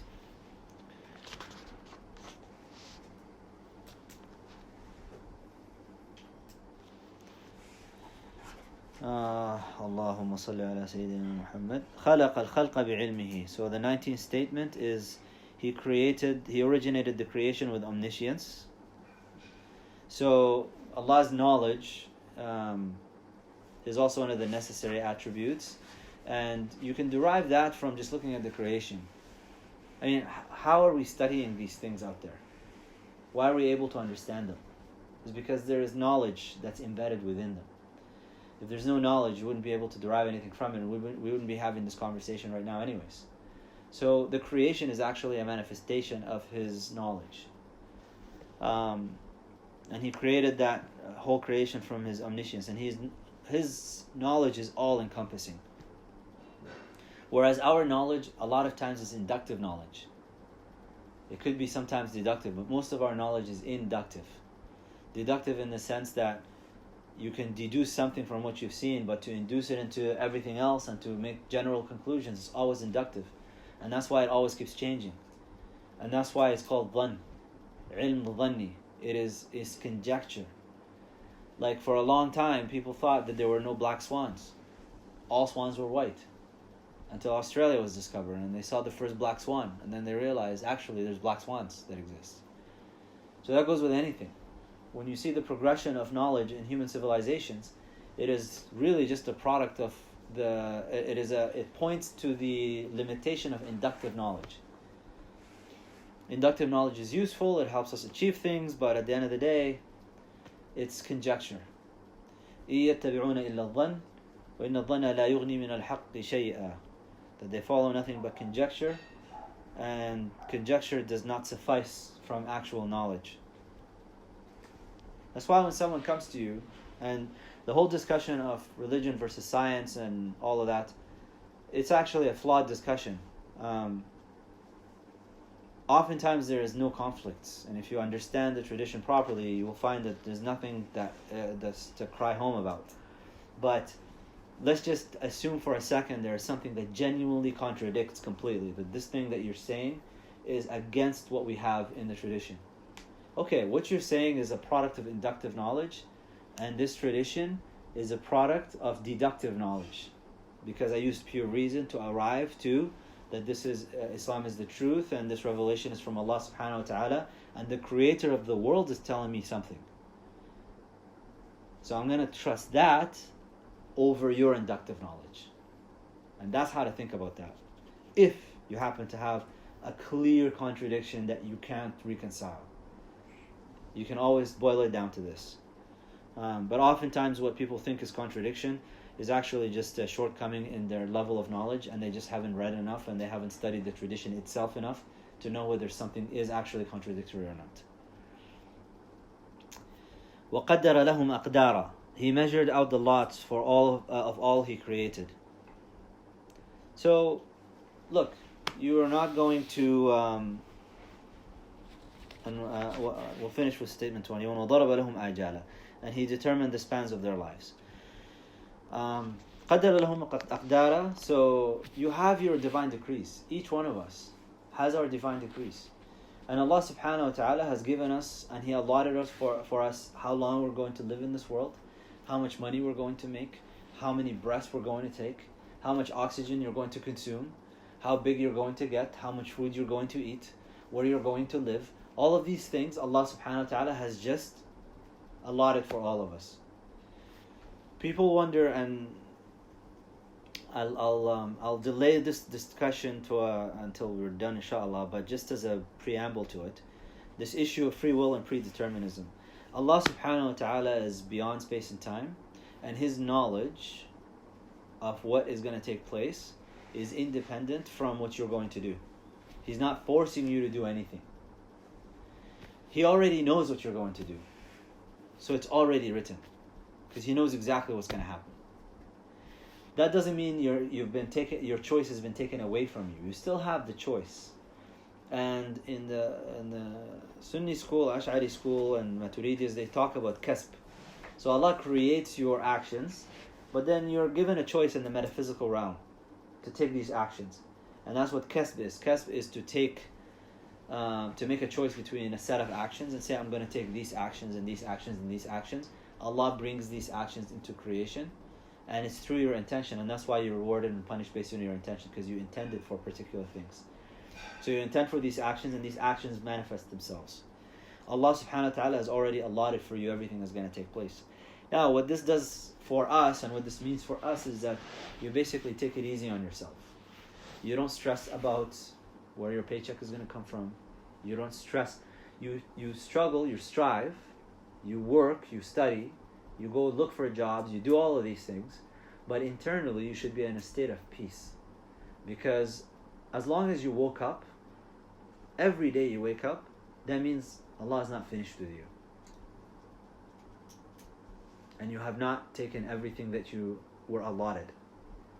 So you got up this morning, you came here, that means you still got a lot left to go. So every time, and that's why you start off your morning with Alhamdulillah alladhi ahyani ba'da ma amatani wa ilayhi nushur. Because you were dead, and Allah brought you back to life. He sent your soul back to your body. And so you have to be thankful for that.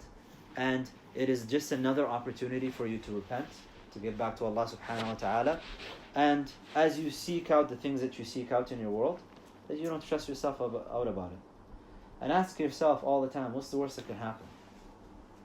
If you're going to go to your grave with nothing, because that's really what we're doing, we're withdrawing, we're taking everything away until we have nothing, and then you go to your grave. So you're going to go to your grave with nothing. What's the worst that can happen? You're not going to die starving. Really. You'll die because you've exhausted all of the resources that Allah subhanahu wa ta'ala has allotted for you. That's why you die. So even if for people who do die from famine and from starvation, they've exhausted the resources that Allah has allotted for them. Now that brings up another topic with regards to the problem of evil and all of that. So we'll discuss that another time, inshallah. I think we'll pause it at this point because it's a good point to stop at. Statement 21, وَضَرَبَ لَهُمْ آجَالًا. And inshallah we'll continue in the next one with whatever we get through for the next session. Do you guys have any questions? What will we cover so far? So you said that we can't project our intellect on the Quran, right? Yeah. So, like I heard you said before, like scientific stuff in the Quran is not really, it's just our... Yeah.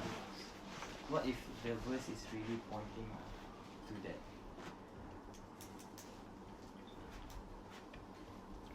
So the point that I was making there is the revelation itself is filtered through your intellect, right? Like you're reading the Quran and you're filtering it through your mind. And that means your background, your scientific background, all that stuff, you're gonna bring that into bear. And what people end up doing is that they forget that you keep that filter, but then they will project from that filter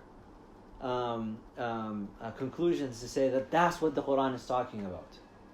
Well, that's not necessarily the case, because the question is, what if in 100 years people come through and they find out that what we believe today, scientifically, some of it was not really accurate.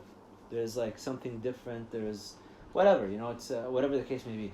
And what you thought was the verse was talking about is actually based on the thing that they're deciding 100 years from now was wrong. Does that mean that the Quran was wrong? Of course it doesn't. It just means that you were wrong and your understanding was not really accurate, and the Quran is still the Quran, it's still valid. So what you can do is, there's a difference between tafsir and tadabbur and reflections and khawatir. Khawatir is just these like scattered thoughts that you get regarding some verses. You're allowed, when you recite in the Quran, to go like, subhanallah, I think this is talking about this. That's amazing. And that can increase your own iman. But you always have to remind yourself, that's not tafsir. That's just like, I think that's what they're talking about. It's possible I'm wrong, but if it's right, subhanallah, that's amazing. That's okay for you to do. But you can't go from that into tafsir. The problem with the scientific stuff is that people make it into tafsir.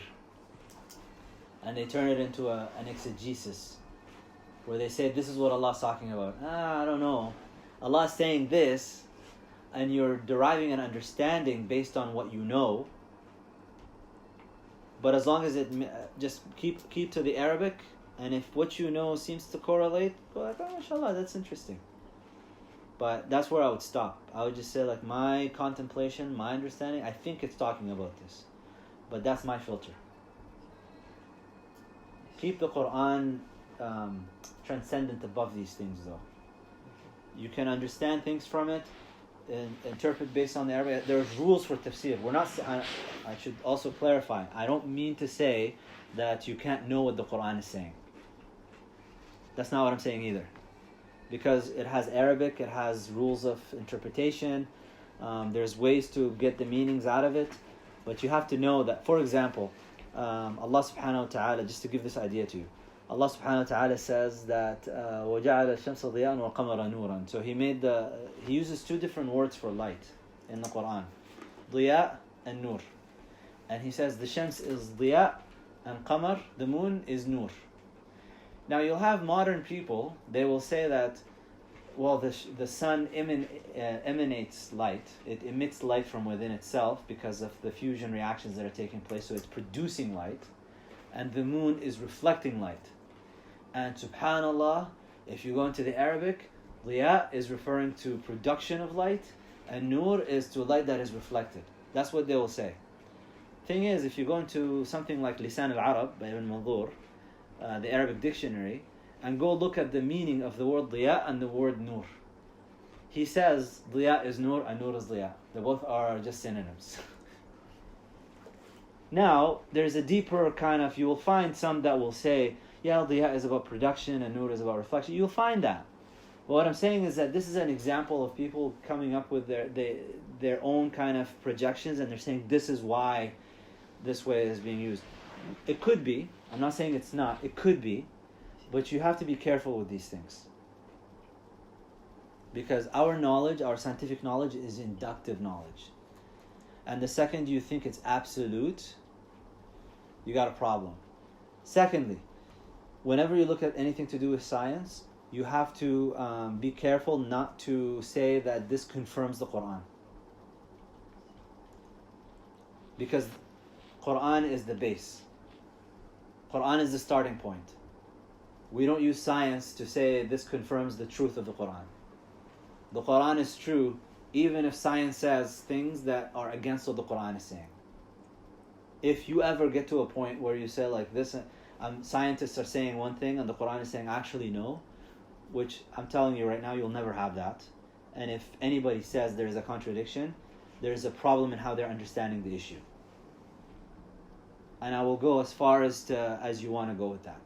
Even with the creation of Adam alayhi salam and theory of evolution and all that, when people say that there is a contradiction, there is no contradiction.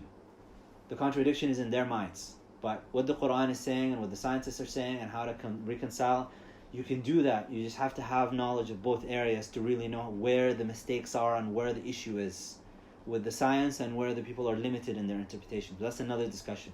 So there will never be contradiction, and the reason for that is because Allah is the one who revealed the Quran and Allah is the one who created this creation. So you won't have contradiction between the two. And any contradiction is just an appearance of contradiction that needs to be resolved. That's all.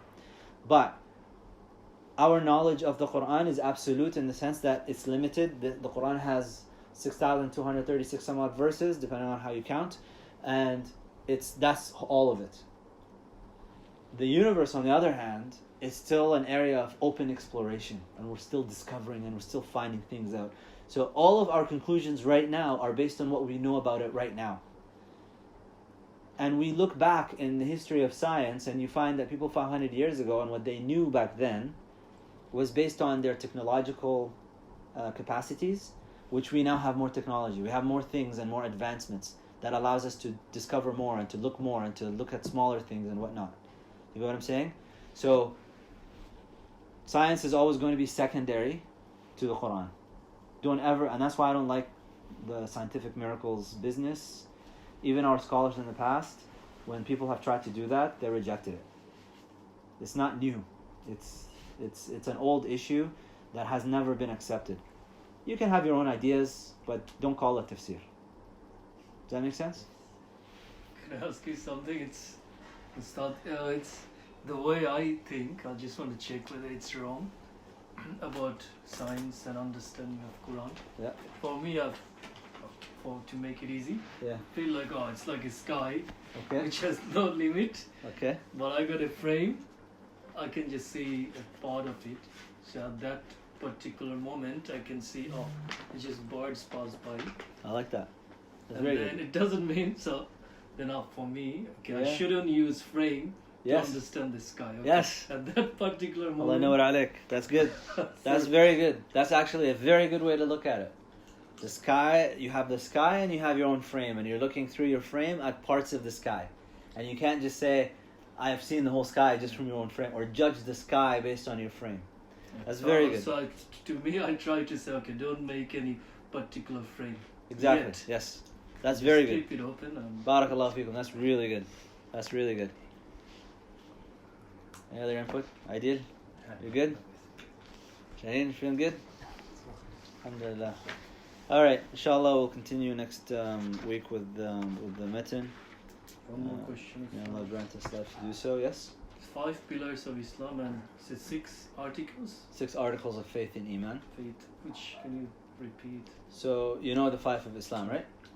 The 5 of Islam is the Shahada, prayer, fasting, zakat, and the fasting of Ramadan, zakat, and the Hajj.